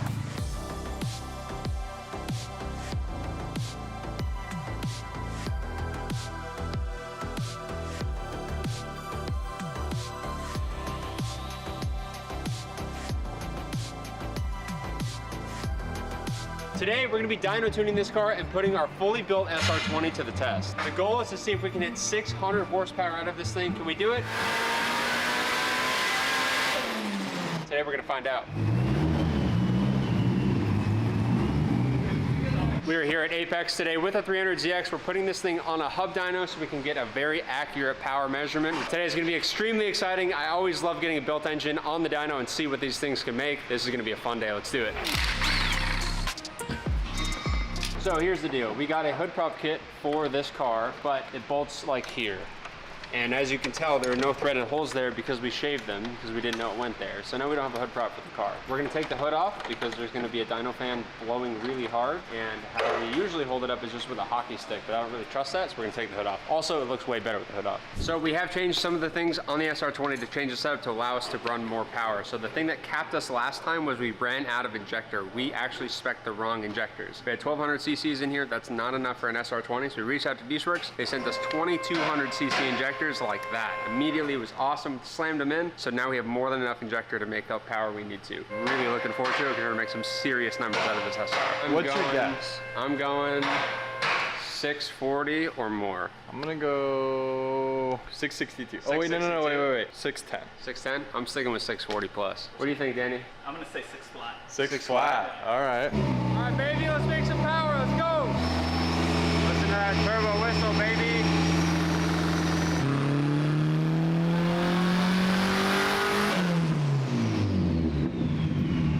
Little half pull action.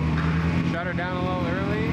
So because we put new injectors in it, he's got to change all of the fuel trims and slowly kind of start to work up to the max power, the max RPM. So he's got the idle, the initial snaps, some drivability stuff dialed in. So now we're going to start rolling the RPM up and slowly start feeding the power in and see what it does.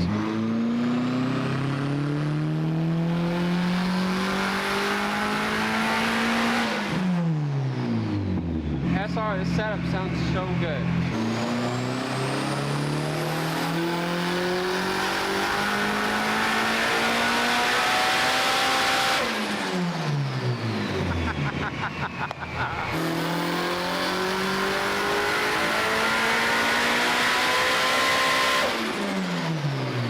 God, that's so loud. I think it's really loud. Screamer pipe on it. Solid 440, 436. Band's looking good. So you picked up a little bit up the top end. It's a little bit more straighter, though. Looking really good. I want bigger numbers, brother. We're not there yet. We're not adding boost yet, brother. This is bait. This is as low as it goes. That's what that is. 440 on that is ridiculous. So one thing we figured out last time is we filled up the catch cans relatively quick, so we added a second one, but just to keep it on top of it, I'm gonna drain the catch cans every couple of pulls just to make sure everything doesn't stay filled up. Because if it overflows, it blows all of the junk all over the engine bay, and that sucks. So we don't wanna do that. So I'm gonna periodically be draining the cans through the day to keep them empty so that doesn't happen. She's already full, baby. Little Starby cup, dude. We're gonna top the fuel off. We got the Sunoco 85R, baby. Of course, you already know. Let's get it in. Some boost juice. All the boost juice. The 85R, we run it in all of the high power cars. It's so good, dude. It's such a good, stable, quality fuel. We made 1,100 horsepower on this with the Supra. We've made over 1,000 horsepower on this with the Viper. Like, just a solid go-to fuel.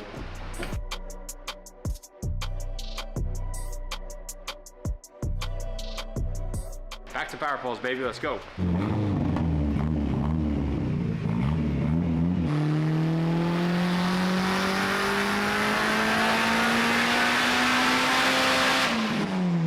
It's so loud, dude. It hurts. I forget it has a screamer pipe on it until the gate opens, and then it's like unbelievably loud.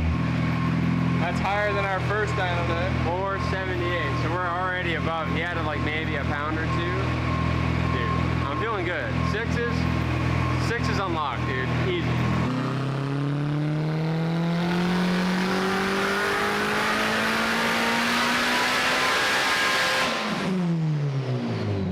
Crazy, dude. Yeah, you like that? See what it made. Oh! Bro. Come on, Sean. You doubt me, bro? 530. Second pull, series pull, adding boost. We're already at 530. It's game over, dude.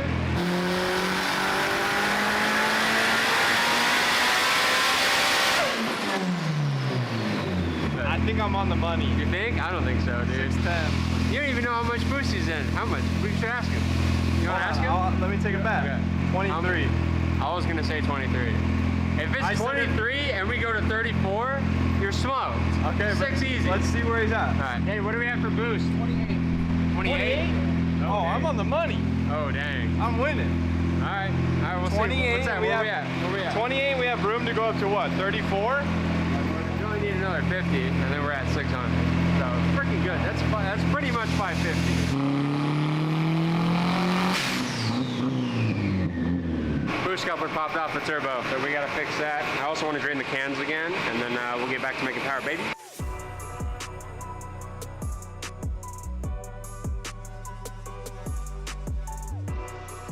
All right, our catch cans are drained, our boost clamp is back together, we're ready to do our final pull on this car. Get this thing dialed in. What's up, boys? Oh! How's it going? All right, so we just made 550. No way. Wow. We went for another pull, but the boost clamp popped off, so we fixed that. Cans are drained. We're ready to do the final pull. We're gonna up it to 32. Has it been acting all right? Dude, it's other been than great. those Literally, other than the boost clamp popping off, we've had zero problems with this. 550. 550 at I the tire. like those numbers. So we're already deep into the sixes as Yeah. far as crank horsepower goes. We've done what we came here to do. Yeah, But essentially. We ain't done. we got one more pool, yeah? Yep, we got some more boost in it. We're gonna do another pull, see how much it makes.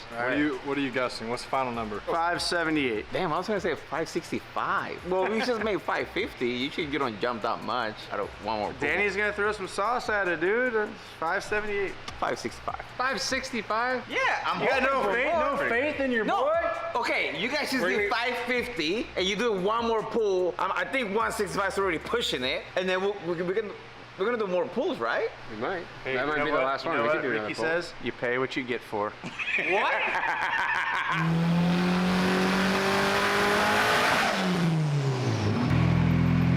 Nailed it. Pretty good. That's pretty freaking good. Nailed it. I know, it's gonna go up more, huh? Seemed like it kind of hiccuped a little bit. I thought I heard a safety kick in.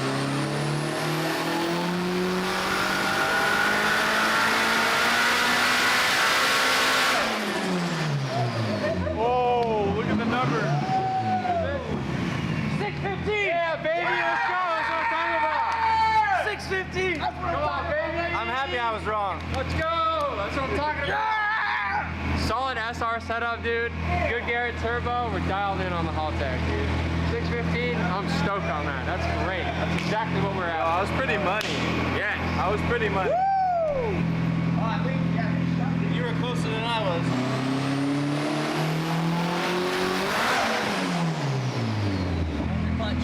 That was clutch? Alright, so we maxed out the clutch. It's not a bad problem to have at all. Dude, at this point, 615 at the tire, we're like almost in the sevens at the crank. I'm not surprised the clutch went. Freaking sick. We're making some serious power. That is it. We're done here today. The clutch slipped on the last pull. We went for more power, but we're gonna leave it at 615 at the wheels. That is an insane number out of an SR20. That's over 700 at the flywheel. I'm super proud of this engine setup and really proud of this car overall. We bought this thing for $300. It was a complete pile. We did literally everything. We rebuilt every single piece of suspension, built a full engine for it, SR swap, sick Bayside blue paint job, beautiful interior. The kit looks amazing. The car looks amazing, and this thing is completely done. This thing's ready to jam, dude. Yeah. 615 is an insane number for an SR, It's stupid especially in a car this small and this light. It's gonna be a lot of fun for sure. Absolute ripper.